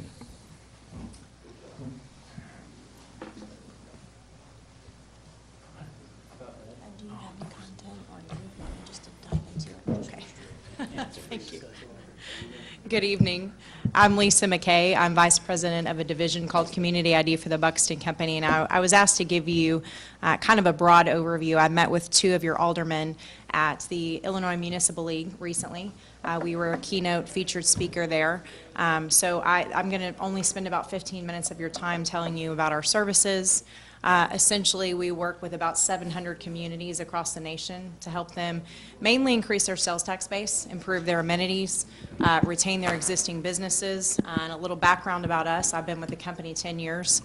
We've been in business more than 25 years, and we are considered the industry leader in what's called consumer analytics and site selection. What that means to you is we currently work with more than 2,500 retail and restaurant concepts. Trader Joe's, Costco, California Pizza Kitchen, Target, In-N-Out Burger, McCormick and Schmick's, Restoration Hardware, you name it. Big box, small footprint, sort of everything in between. And what we do for our retail clients is we help them make multi-million-dollar real estate decisions. We help them make marketing decisions, messaging their customer base, and we help them make merchandise intelligence decisions. So the reverse engineer of that about 10 years ago is we were approached by several communities that began to attend ICSC deal-making conferences. And essentially they said, we don't know what retailers know about us. We need better information. We need analytic data. We need to get beyond our demographic information, which is reinforcing a negative perception that we're too small or that we don't have the right income levels. So since working with communities, over 700, about 100 here in Illinois. We have been successful in the last 4.5 years at landing over 35 million square feet of retail space. Yes, sir. Go ahead.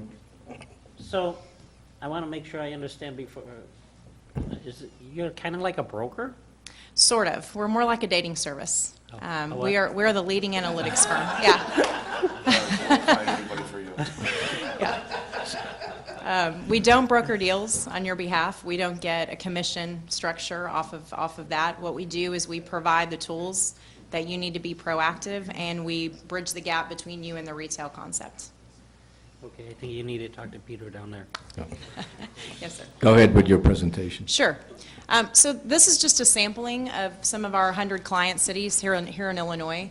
Some of our recent projects, or Aurora is a longtime client of ours. However, we're doing a new project with them. We're doing downtown Oak Park. We're working with University Park. We have a lot of very large communities here in Illinois, very small communities, and again, about 35 million square feet of retail space in the last 4.5 years.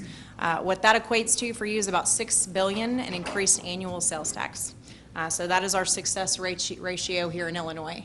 And for that, we've been asked to speak at IML, we've been asked to speak at ICSC, we've been featured by Retail Traffic, by Ernst & Young, by Fast Company. And here's that sort of analytics applied.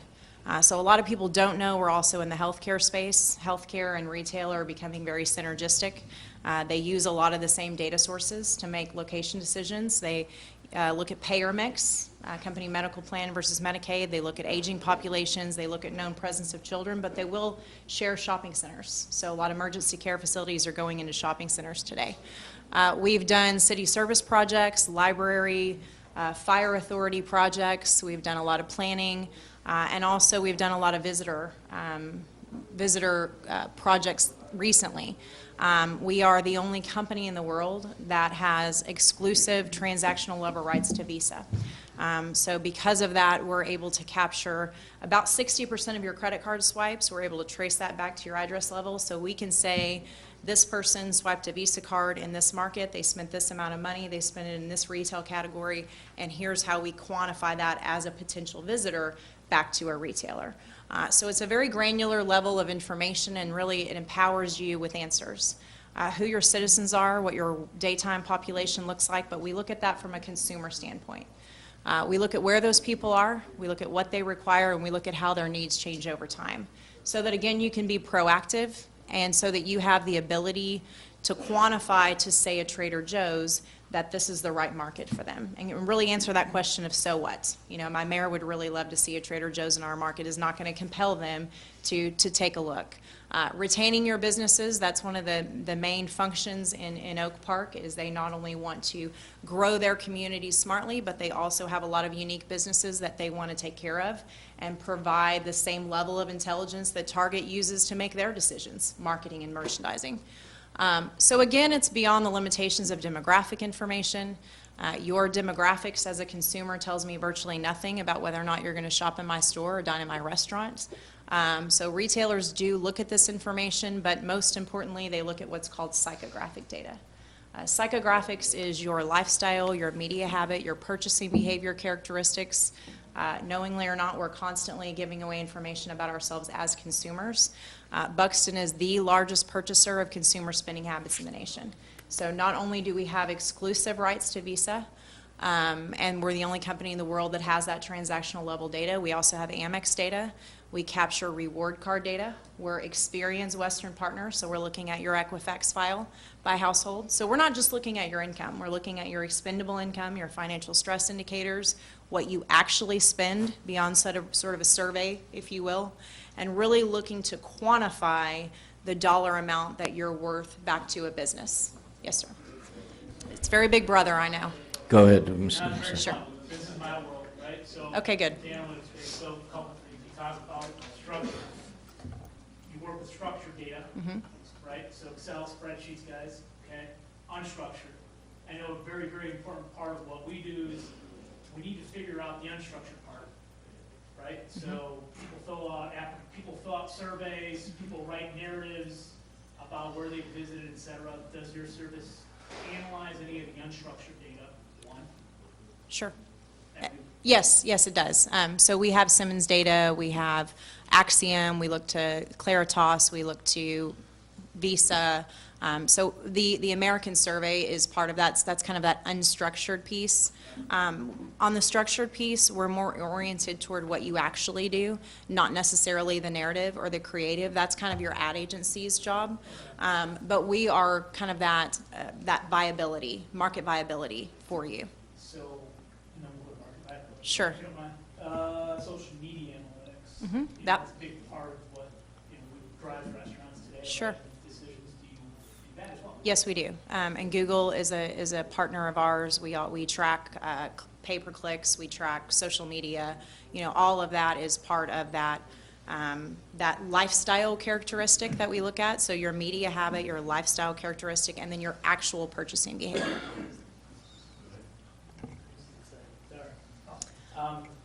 So you do you build any predictive models? Predictive scores or models? Yes, we do.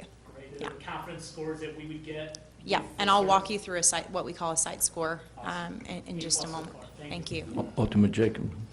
I'm assuming you look at the zoning and what we have Yes, currently? and that's also part of, so for a retailer, they need to look beyond just your consumer complexion. That needs to be, first and foremost, you need to have enough core customers to warrant an overperforming store location. But beyond that, you have to have, I mean, a lot of stars have to align. You have to have the right site configuration. We have to look at their square footage requirements. They have preferences in terms of co-tenants and adjacencies. Some of them need a specific traffic count, some of them need visibility, some of them won't infill, some of them won't look to historic preservation. So there's a number of things that we have to, which is why we are by retailer. It's very specific to the retailer that fits, and it has to fit that retailer's criteria. So, go ahead. What about, like, right now, we did pass a TIF here in town, so Uh-huh. what about TIFs? Do you guys give any recommendations on that at all for future TIFs or Sure. anything down the road? Sure. About 60% of my clients here in Illinois offer some incentive, and that's kind of that TIF, you know, if it falls within that tax increment. But if it's not valid in your market, and we look at that first, you know, is that market valid before you offer an incentive? A great incentive will not make a retailer fit your market. And so, yes, we look at that, and that's a good incentive for a retailer to be part of that site, if you will. Okay. So the psychographic profile is household level. This is a huge differentiator for us. We do not use block group level modeling. We look at the household. We look at 75,000 individual variables per household, and we're able to separate up to 7 people per household. We also update our data sources, and there are about 250 different data sources that we look to quantify customers. And that information, unlike demographics, is updating every 8 weeks. So it's an aggressive strategy for keeping your information current. Yes? Go ahead. So when you're updating those every 8 weeks, right, are you updating your model? So are we getting a model that's updated and saying, okay, our score is... Sure. And Scout, I'll get to Scout. Scout is the platform by which we push that information out to you. Drive time is how we delineate trade areas. This is the way a retailer is looking at you. Consumers think in terms of minutes to miles. We are looking at trade area delineations around your retail sites. We follow road networks. We look to topographical issues. We're looking at traffic counts. We look at competition in surrounding areas and your core customer base. We also look to your retail market conditions. So what is the competition in surrounding areas? Do you have gaps in your market for specific retailers? We do want to complement your existing market. We want to look at supply-demand ratios. We want to look at your existing retail platform. So do you have hotels? Do you have, you know, what are the existing retailers? What's your gross leasable area? And then again, access. So looking at accessibility, signage, road networks, distance to nearest highway. And then that matching piece comes in. So we have a proprietary database of about 6,500. You're not limited to our 2,500 clients, but we are very conservative in our matching process. Because we know for every one brick and mortar store, a retailer is going to look at 10 to 15 options. So number one, we're looking at whether or not the retailer has an aggressive expansion strategy to Illinois in the next 24 to 36 months. Number two, we're really looking for 2 or more store locations on the ground in a market similar to yours, and those 2 stores need to overperform. And number three, you have to have enough core customers to warrant that store location. Again, we look at site configuration, we look at traffic, we look at the co-tenants and adjacencies, but then we score that site. So this is that predictive model for you. So when we find that retailer to be a fit, we provide contact information. We actually reach out to that retailer on your behalf. And here's what we're showing them. That top sort of trade area delineation is specific to that retailer. So Trader Joe's is a client, they may look at 7 to 10 minutes. Costco also being a client, they may look to 20 minutes, depending on where their nearest store location is. So that is going to be customized, that trade area is going to be customized based on that retailer. We then look at the demographic, and then we project 5 years, performance and also demographically. We show them the customer profile, how many core customers within that, say, 7 minutes are in close proximity to that. That gray area is the number of overperforming store locations they have on the ground in your region in a market similar. And then we score that site based on competition, demographics, customer, area draw, and accessibility. So if we score that an 87 out of 100, for example, that's a home run location for a retailer. At the deal-making conferences, and part of our implementation strategy, once we do an analysis for you and have that tenant list created, we cross-reference the attendee list at ICSC. So I just came from the regional Chicago conference. Your staff would be armed with data to go talk directly to those retailers attending. They could utilize our booth space. We also attend the National ICSC Las Vegas conference. We have a huge booth. We take 50 people. So we are a resource to you. Our staff acts as an extension of your staff.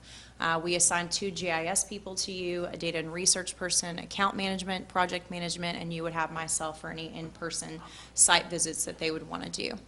Your daytime population is a completely separate profile, more important to your restaurants, obviously. But that would also be part of that matching process that we do, is looking at the residential and daytime sustainable.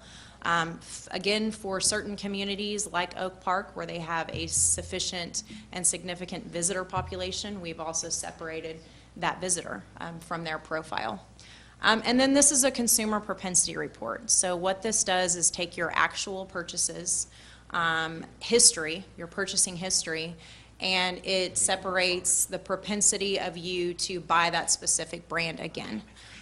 So it's 32 major retail categories, it's 4,800 line items, and basically in this category of alcoholic beverages, I could tell your existing microbrew that your residential population is 70% more likely relative to other consumers in the market to drink natural, light, low-cal beer. Your workforce is 33% more likely relative to other consumers. So if I have a business here and I want products, goods, and services that resonate with my sustainable population, I can look to this report to predict the brands that I should stock my shelves with. This is a report that we built for Target.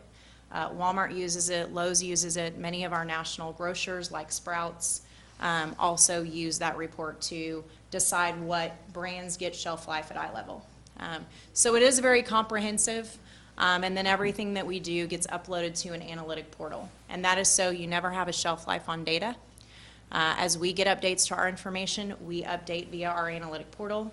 It's cloud-based, it's compatible with your desktop, with your iPad, with your smartphone, and then we would preload and provide this iPad to your staff. So it's a touchscreen solution. In your proactive approach to recruiting retail, it would have this customized trade area. Let's say Target is a fit, we would have this all preloaded for you. The site score for Target, which would say, you know, to the C-level real estate person making a decision about your market, we know that you're expanding in the next 24 months in markets similar to ours. We know you've got 13 store locations on the ground that overperform. We know that we fit your parameters for rooftops and population, and most importantly, we've got 10,000 core customers at a 6-minute drive time to offer you.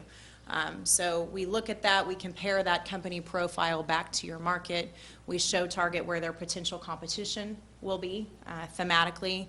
We also have a dot density map that shows them every core Target customer within proximity of that potential store, and the consumer's propensity toward Target-specific brands. So again, it answers the question for the retailer of so what. It gives them, it compels them to take a look at your market. It puts you on a lot more short lists, and it gives them an opportunity again and you're not going to win them all, of course, but a lot of our clients have had faster wins based on doing a third-party market analysis.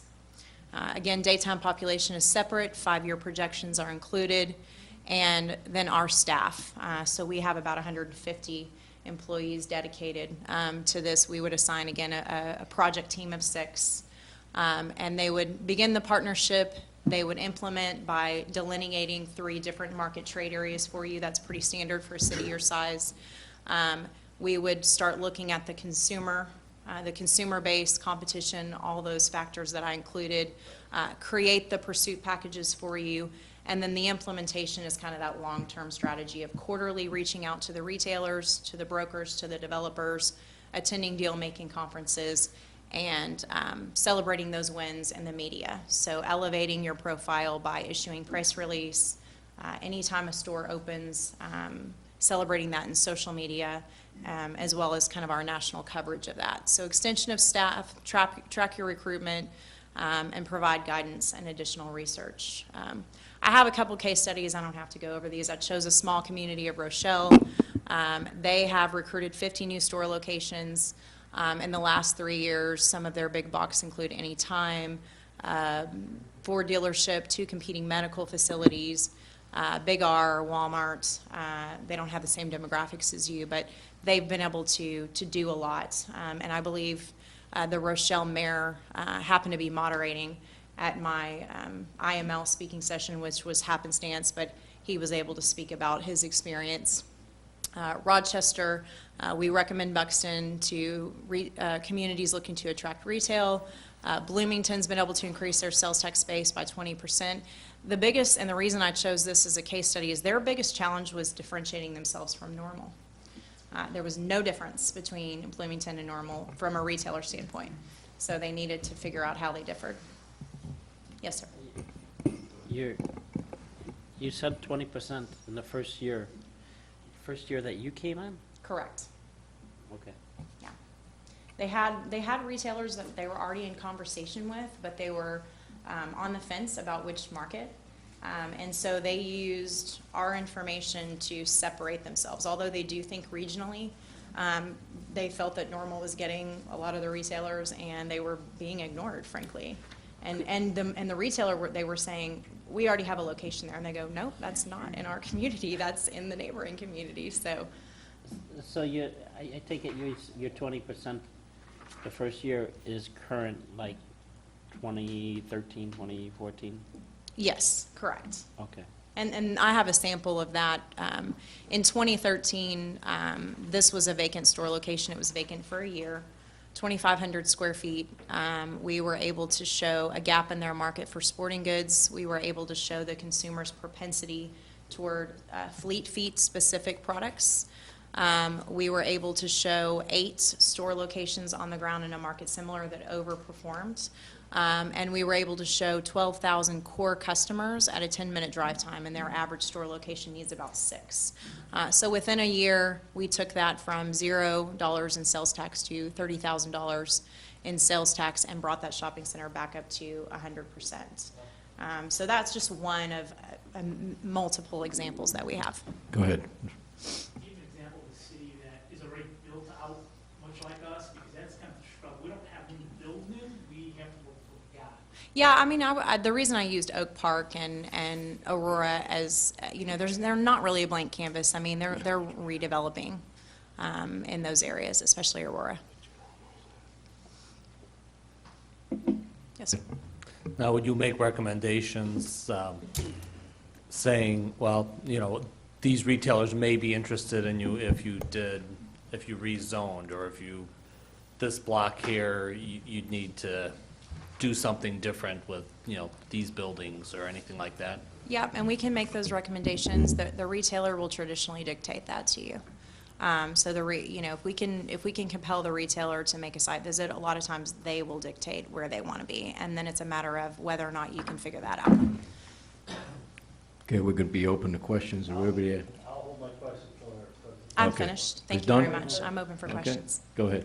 Okay. Very good presentation. Good, thank you. Now, with all that spiel that you just worded out, I try to go fast Give because I me- know you give have me a a big price agenda. tag. It's about a $50,000 investment for a to city your your company. size. Correct. For 1 year? Is Yes, that correct. a 1 year? Yes. Go ahead. I'm guessing that would include an initial analysis of what we have, and then. It's everything that we do, yes. Everything she just said. Yes, Right. it's everything that I just mentioned in the presentation. So it would be ongoing, $50,000 a year. You have optional, you can either pick up the Scout platform at $20 a year as a follow-up, or you can do the entire refresh year over year. Okay, right. Yeah. So with this $50,000 investment, that's going to help fill out the empty stores that we have in Irving Park? Correct. Yeah, Yeah. we would look at those opportunities. We'd also look at, that entire, kind of, we're looking at your goals first. I mean, Okay. obviously, we want to get with your staff initially to find out what your vision is. Alderman Roy Wesley. Ed, is this the first time you've seen this company? Have you, are you No, familiar? I've are you heard of fa- them before, yes. Are you familiar with them, or, I mean? A few years ago, I was I at know you're IMO, new, yeah. and you know, how long, you've been out for how many years? I've been with the company 10 years. But the company's been out there for how long? Quite some time, about 25 years. Now, probably, 4 years ago, we were just an analytics firm, and we only did a market study. So we said, here is your study, here's your list, here's your study, go forth and prosper. And we no longer do that. We now serve more as an extension of other stuff. I think we owe this to our community, to go forward with this. I mean, if, for $50,000, I'd like to hear what the city manager has to say. Mr. Murmas. Sure, yeah, sounds great. Well, I would suggest Thanks for that the- we talk for the about this Saturday to include in, this is not a end-all, be-all magic bullet. Anybody who thinks it is a fool. This is part of the whole development package of all the things we need to do, of which we haven't done all of them yet. So, yes, this would be part of the package, which we should talk about and include into the budget potentially, along with other things. Alderman Jacob. Well, I have to admit, Alderman Catalano and myself were the ones that went to your presentation, and we both actually, oh, wait, not that, Alderman Messina, sorry. And we did meet with some mayors and talk to some mayors, and people were very happy with the service. Again, to help this community grow and bring in additional sales tax dollars, I think we really need to do something like this to bring this city to the next level. Alderman Messina. I would just add, one, we just came from a meeting, right, a neighborhood meeting, and that was the biggest thing we got, beyond the noise. Fix up Irving Park. I mean, people are furious. Secondly, you guys know my background. She has answered every single component of analytics to have a thorough, and Chief, you've seen the analytics piece of it, thorough, touching on social media analytics, bringing in the unstructured, giving us a confidence score that ideally we can update these models. You're not going to get that kind of report. We can get a simple report, maybe a little less, that won't be as thorough, but I'm sorry, you guys, you've hit on every point. This is a slam dunk, and if we don't go for this, guys, we've done a disservice for our residents, hands down. I mean, I agree with you, but also we got to look at the buildings that we have in Irving Park. Oh, yeah. So Oh, yeah. that's the biggest problem that we have. Any more questions? Alderman Woods. Yeah, I think it's a great service, but and there's a couple other suppliers of that service out there, not that I'm recommending them. I mean, this was thorough, and I would agree with you, Randy, that this, covered all the bases, and they really drilled down to the granular data and everything. But structurally, we have a lot of other issues, and I think the point that Jeff made. So we got to be able collectively to put those pieces together, because without the other piece, this piece is going to fall flat. You would have some minimal benefit, but when you're looking at a 700 square foot store on Irving, we don't have too many options. What I'm hoping is, Messina. I'm just hoping, I've heard hundreds and thousands of dollars that we have spent in the past on studies. For this minimal investment, this is something we tangibly can take to our residents and say, we actually care. You should have seen their faces light up in the meeting when we said we were having these guys in, lead these studies. Hands down, people aren't spending money here. To your point, 100% agree. I know when she gets this result study, there's no doubt everything Jeff's been telling us when we yell at him is going to come out. The lots are not deep enough. We have the creek, we got flooding, we know that. But this finally gives us something concrete that we can say, all right, we can work here with this, or we can't work with this. But to me, this is much, much more progress. And to your point, totally fair game. I know we're going to see stuff we don't like. One more question, Alderman Jacob, go ahead. And the homeowner meeting we did come from, I was, residents, and this was besides the airplane noise, that was number one complaint, but number two complaint was Irving Park. And something that I heard was a little disheartening was people said, well, you know what? I should go to the Target in Villa Park. I don't go to the one in Wooddale. I mean, we want people to go to Wooddale Target, not to go to Villa Park or other places. So we need to find out why these people, what the leakage study would show us why they're going to Villa Park. Go ahead. Just the fact that Wooddale Target way outperforms the Villa Park Target, Yeah. just for your knowledge. Go ahead. I'm hoping your studies will show, you're going to show where, are you going to take our city, so we're broken up into wards, and are you going to take that and say, here's where the money is going within the ward, or is the city as a whole? Because we struggle with different wards and just like, I don't know how to say it, the distribution of wealth, I guess you'd say, within certain wards. And Sure. there's no doubt that many of the wards that are closer, like the Elmhurst, Oak Brook area, drop money in that area instead of moving.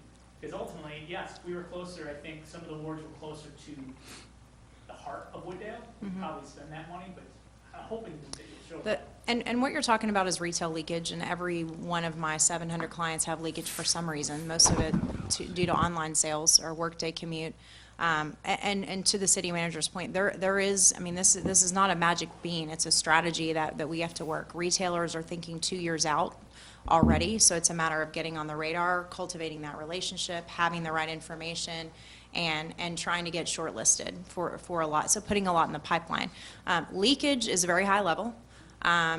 We give those reports away for free. Actually, you can go to our website and pull one for free. It does not tell you specifically, even though you have leakage in a specific retail category, it's not going to say Target will fill that gap.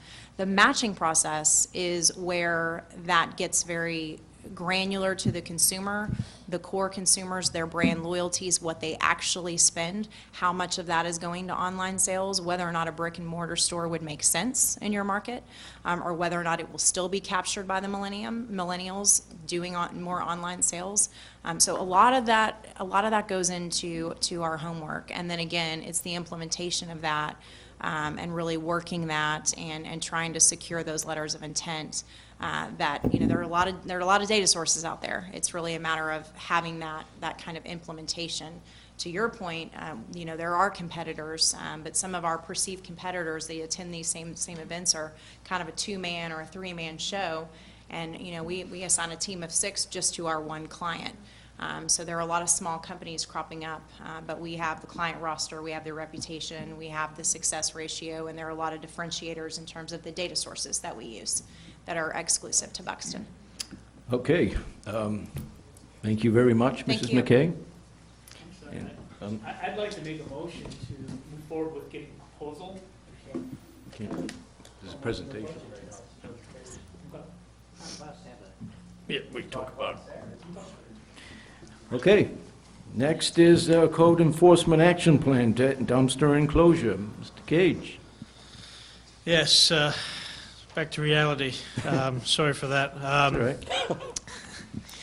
So this is something, briefly, this is something we've discussed before a couple of times at committee level. Basically, the plan is before you. So what we're looking at is requiring all the commercial, industrial, multifamily, residential properties will be required to have a dumpster enclosure. They do have some options. Some places, you can construct a dumpster enclosure yourself. You can, if you don't have that much garbage, you can actually move the garbage inside the building, or you can hire out to get the enclosure constructed. So it would be a 2-year program, mandatory compliance within 2 years, which I know we've discussed the time frame before. I know we've discussed incentives, non-incentives, and what we have before you is each enclosure would be required to get a permit, but it's a no-fee permit. Therefore, we have a record of it. We have a record of who's doing the work, who's licensed, et cetera, if it's a contractor, which obviously we want, but there's no fee required for that. So that's the program in a nutshell. And if anyone has any questions, I'll be happy to take them. And I want to make a motion to go ahead with this. Second. Second. All in favor? Aye. Motion carries. Thank you. Thank you. And, okay, so we got items to consider future meetings. We got annexation update December 10th, lot coverage December 10th, business license inspection program December 10th, and additional city signage bid to be announced. Mr. Murmas? Just an update on the whole signage thing. I had sent out an email this evening about the current sample sign that's out there. So if we can all take a look, give staff some feedback. That's only going to be up there about another week. It was always going to be up there only a short time because it's not installed in the right spot. Plus, we want to just get feedback before we order the rest of the signs. So Yeah, if we'd you like to see that take a sign look. up. It's right Yeah. across the street from City Hall, and it won't be permanently installed at that height. Okay. It's just a sample. Okay, thank you. Okay, I need a motion to adjourn. Second. All in favor? We adjourn. Okay.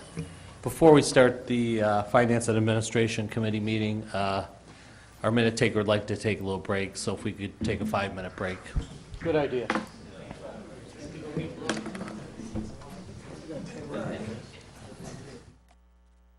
Administration Committee to order. Let the minute taker note that the same people are present. I make a motion to approve the Finance and Administration Committee meeting of October 22nd, 2015. Do I have a second? Second. Any questions? All in favor? Aye. Opposed? That passes. Next, report and recommendation, water and sewer rates. I guess we're going to let Brad talk about this. Nope, sorry. Alderman Catalano? I would like to table this, will the council. Thank you. Can we have a vote, please? Let's take a roll call, please. There's a question on the floor. Go ahead, Alderman E. Wesley. I have one question, Brad. I understand we're going to table again. Could you tell me the timeline again that we have to make sure we get this thing passed?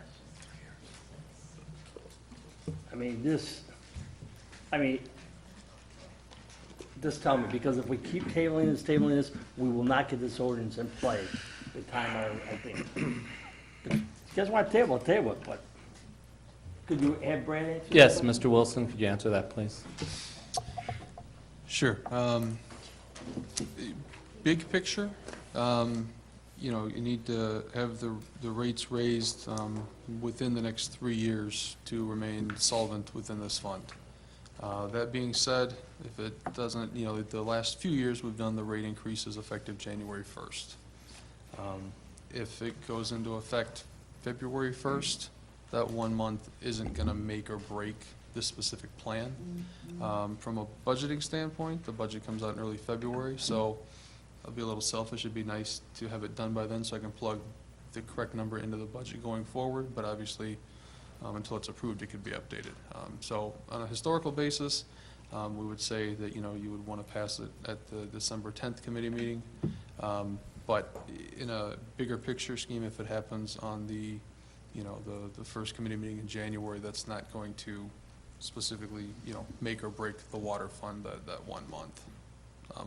Although, in the memo it indicates, the sooner that they start going in, the more residual revenue you're going to get to make the back end of the process easier and less painful for everybody. But, the 1 month isn't gonna, in the winter isn't gonna quagmire the entire operation. Again, one other follow-up question. Yes, go ahead. Mr. Mertz, isn't part of Saturday's meeting going based on this increase for the water rates or not? Our conversation about projects that we have talked about, wouldn't that play a card game here or? Mr. Mervis? I hesitate to answer this question because we should have already voted on tabling it, but it is a hot topic for Saturday as part of the discussion, so. Okay. Well, thank you. Okay, one more question, and then we're going to take the roll call. Alderman Sizmarsky. And just so the council knows also that within the last 3 years, 2 of those years, there was no increase. The third year being passed, we raised 50 cents. So it does, like Brad and City Manager said, it does need to be addressed. So. Okay, we'll take a roll call. Alderman Messina. Yes. Alderman Catalano. Yes. Alderman Jacob. No. Alderman Woods. No. Alderman Roy Wesley. Yes. Alderman Eugene Wesley. No. Alderman Sizmarsky. No. That fails. So we'll let Brad, Mr. Wilson, give us the update of exactly what he's proposing for us to do, or what, What is the proposal? Sure, well, thank you, Mr. Chairman. The proposal, the recommendation was to give staff direction for what the council felt they were comfortable with doing. Obviously, as of last year, the rates needed to go up in aggregate $3.50, as Alderman Sizmarsky alluded to a couple minutes ago. 50 cents was taken last year on last year's rate increase. Kind of the number that's been bandied about that I've heard from a couple of different people, including the mayor, has been $1. I guess just from a straight line methodology, $3, 3 years, $1 a year is the easiest math. There's some talk of projects coming online, not coming online, whatnot. Those would probably be better accounted for once those numbers are actually realized. So on the back end, like in the second or third year of the process. But staff left it open to the comfort level of the council for their direction. However, so just from a pure simple math standpoint, 3 years, $3 a year would just be the simplest from a pure mathematics standpoint. okay, I'm going to start this off with just 2 questions. Number one, the wastewater treatment plant, that was not something the past city council just decided to do. That was mandated basically by the EPA, or we would have been fine, correct? Yeah, I say there were a number of issues facing the treatment plant. The regulatory compliance was one of them. I would defer to a couple of the other aldermen that had a more significant role in that process. And just my second question, and then I'll entertain with the other alderman. If we don't do the $3, we will be running a deficit budget, correct? You mean the $3 like tonight, all at once? No, over the next 3 years. I mean, if we don't do anything, we're going to be running in a deficit. Well, the water fund budget's been running a deficit for the last 3 or 4 years while you've been subsidizing the rates to ease this rate increase over the long term. In 3 years, if you don't raise the $3, the more you raise it, the further you're pushing it out. But if you don't, eventually it will run out of money. Okay, thank you. Alderman Woods? Yeah, I mean, to the treatment plant, I mean, part of that was nobody really did any significant work on that thing, and it was falling apart. I mean, my first year on the council, the lines flew out of the ground. When I walked through it, it was bubbling up, and they said, well, that's normal. I'm like, well, from a construction standpoint, it doesn't seem normal to me. And sure enough, 6 months later, they blew up. So it was just over the years, I mean, we were at that point that it just had to be done. Secondly, we employed the services of engineers, and we did a study, and we looked at how much money we were going to spend and how much money or what we had to raise that rate. We've held it off for the last couple of years, keeping it as low as we can. As Brad just said, it's really starting to affect the numbers. We're not going broke, but at a certain point, we have to make that commitment. So I'll put a motion on the floor to raise the rate $1 starting January. Second. Whatever. Okay, we have a first and a second. We have a few more questions here. Alderman Sizmarsky? As Alderman Woods said, raise it $1 for the first year, and second, third year, we can leave for further discussion on other future budgets. Alderman E. Wesley, did you have your hand up before? No, I was going to say that, back to the treatment plant, we had to do it. I mean, it was no question. You guys want redevelopment up on Thorndale Avenue, if we didn't do anything with that treatment plant, it would never happen. So we built it, the specs, we built it, that's going to last us a while. And now, unfortunately, we got paid for it. Yeah. And that is kind of why I had brought that up, because it wasn't something the city council just decided, oh, we need a new wastewater treatment plant. Alderman Messina? I agree. I mean, it's one of my time, I get it. I know things gotta be done, but I like the step increase. I like what Mike's saying, or Mrs. Marsky's saying, I agree with that, but before I agree to it, and I'm not putting it all on you guys, I'm very encouraged by what I saw in her presentation, but my stopgap isn't raising rates every year for the next 3 years to pay this off, so I just need to make sure there's some accountability put on somebody to say, we need to raise revenue, we need to drive businesses in the town, because that'll help, and I know you've said that a million times, we need to offset it, and I don't wanna keep raising rates as the plug, I need revenue. So I'm hoping that before I can agree to this, I need to see a plan from staff that says, here's our plan, I think she's a great start, but we need a plan to fill this hole.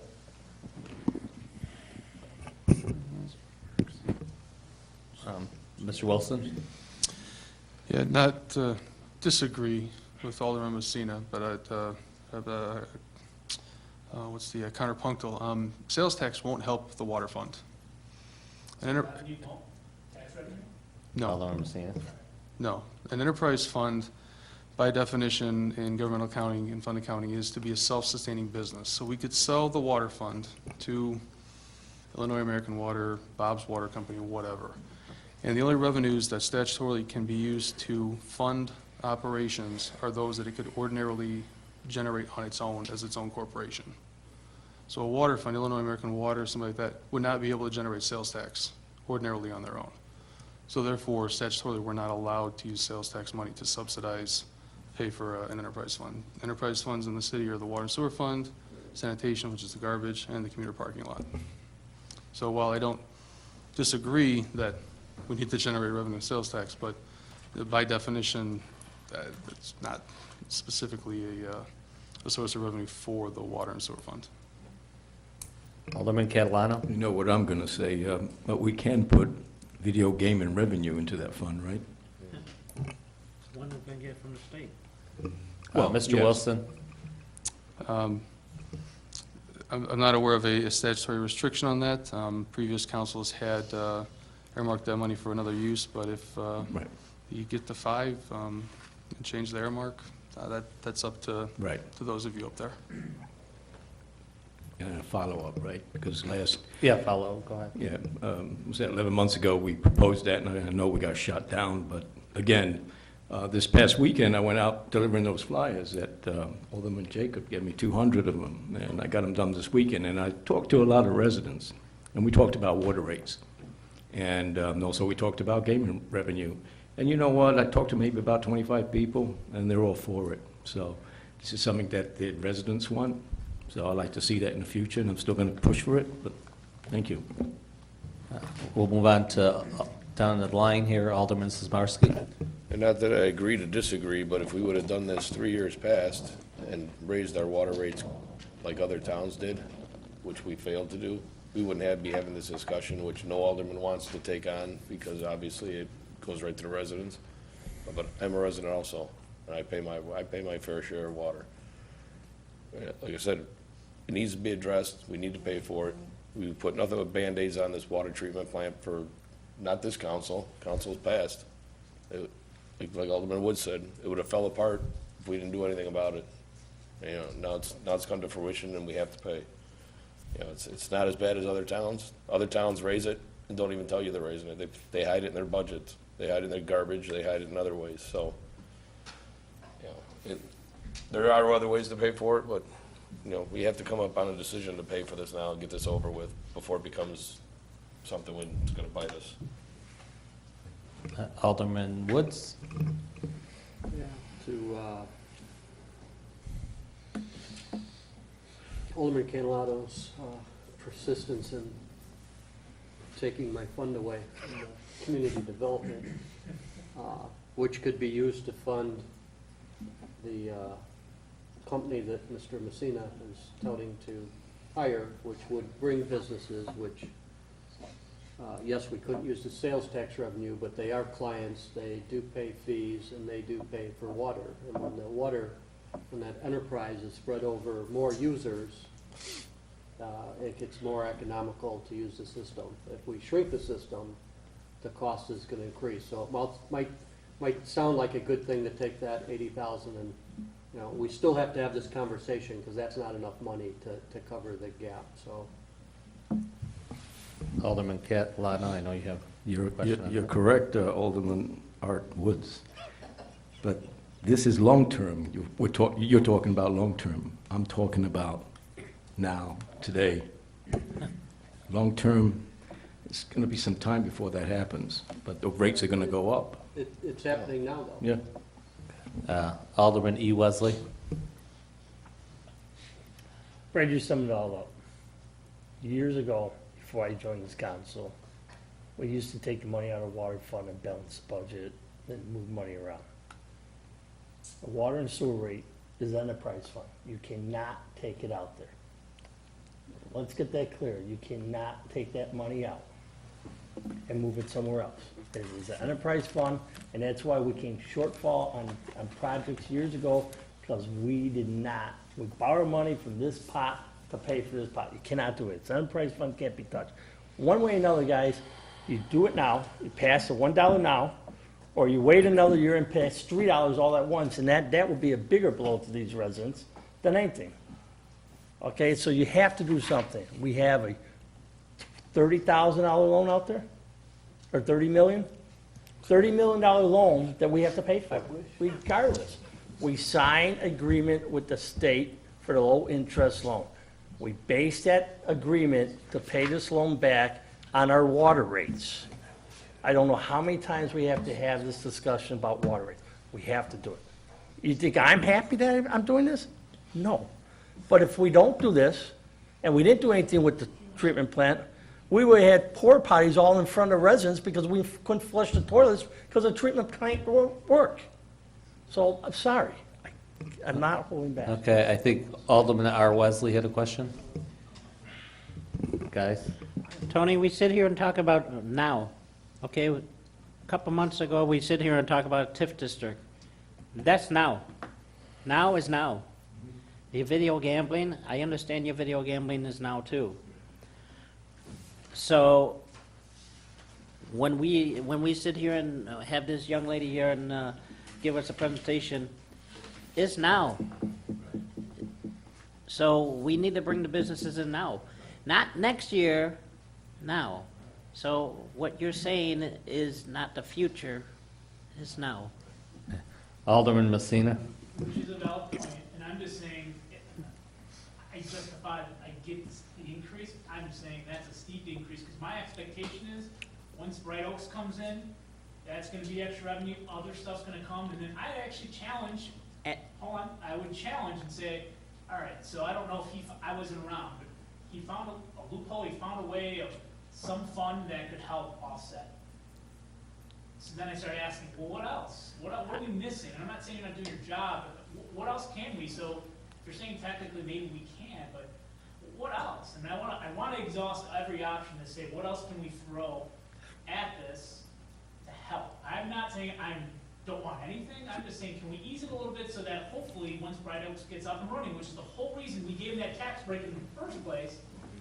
We didn't or give not that, we no gave tax break. perk fee breaks One and person stuff. at a time, please. The whole purpose we gave that was to help that. So if we're drawing in businesses like that, and then it's that domino effect, can it help us? I mean, I'd hate to give them a big blow now, and then all of a sudden we have all this, not, that wouldn't be a bad route, but all this money coming in revenue. How much were we saving on the video gambling? I mean, how much was it saved the houses? We did that number before. Mr. Wilson or $1.50. Mr. Murmas, would you like to respond? $1 a household. Yeah, I don't remember the exact number from a couple of years ago, I do. or from when we talked about it before. Right now, It wasn't much. right now, the video gaming is coming in on the year, a little under 100,000, a little under $100,000. And so, the $3 to raise the revenue comes out, it's about 25 cents per $100,000. So the $3 comes out to about $1.2 million. So the 100,000 would be a little less than a quarter, or about a quarter, if it's $100,000. Then it kind of just metrics down from there. So we're talking 25 cents a house? Per 1,000 gallons. So if you use 6,000 gallons per month, that'd be It was $1.50. It was $1.50 we came up So it'd be about a quarter on the per 1,000 gallons on the water rate. A little less than a quarter, but about a quarter. Okay. Alderman Sizmarsky.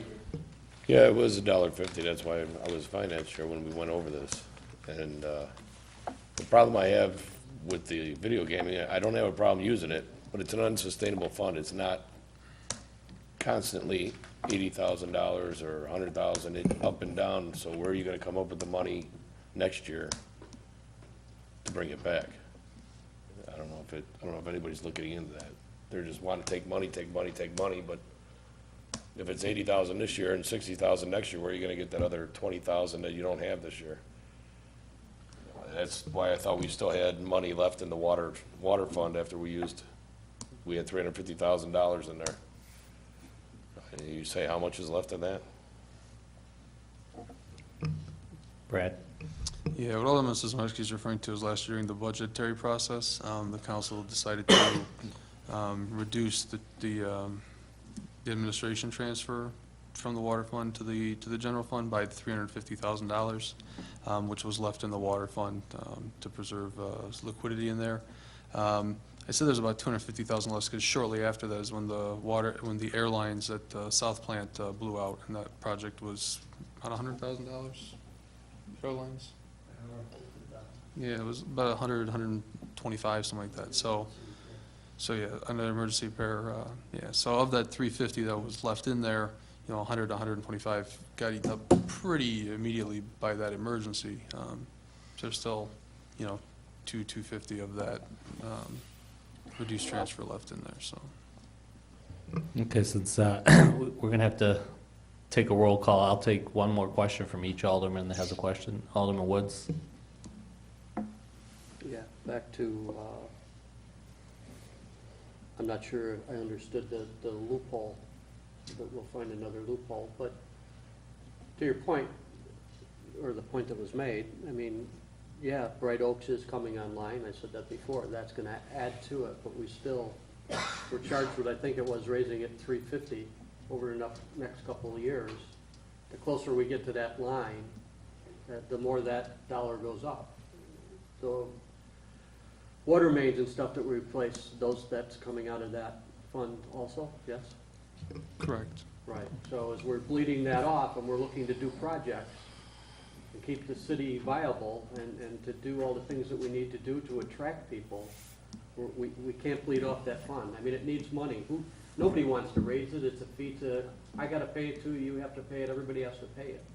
But somewhere we have to take the responsibility. We made the pledge, we committed, we borrowed the money. It's like taking a mortgage and not paying your mortgage payment.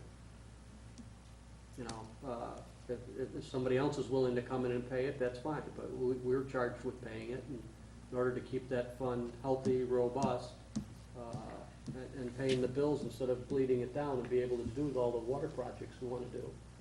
I mean, the Irving Park water main's on the line, the water tower's on the line, different water lines in the community are on the line. Those are all part of it. So while Bright Oak's coming on, there's 4 or 5 new houses under construction. They're gonna add, that's a fee every month, plus usage, tap-on fees, all those things are happening. And at some point, that's why I'm saying only raise it for 1 year.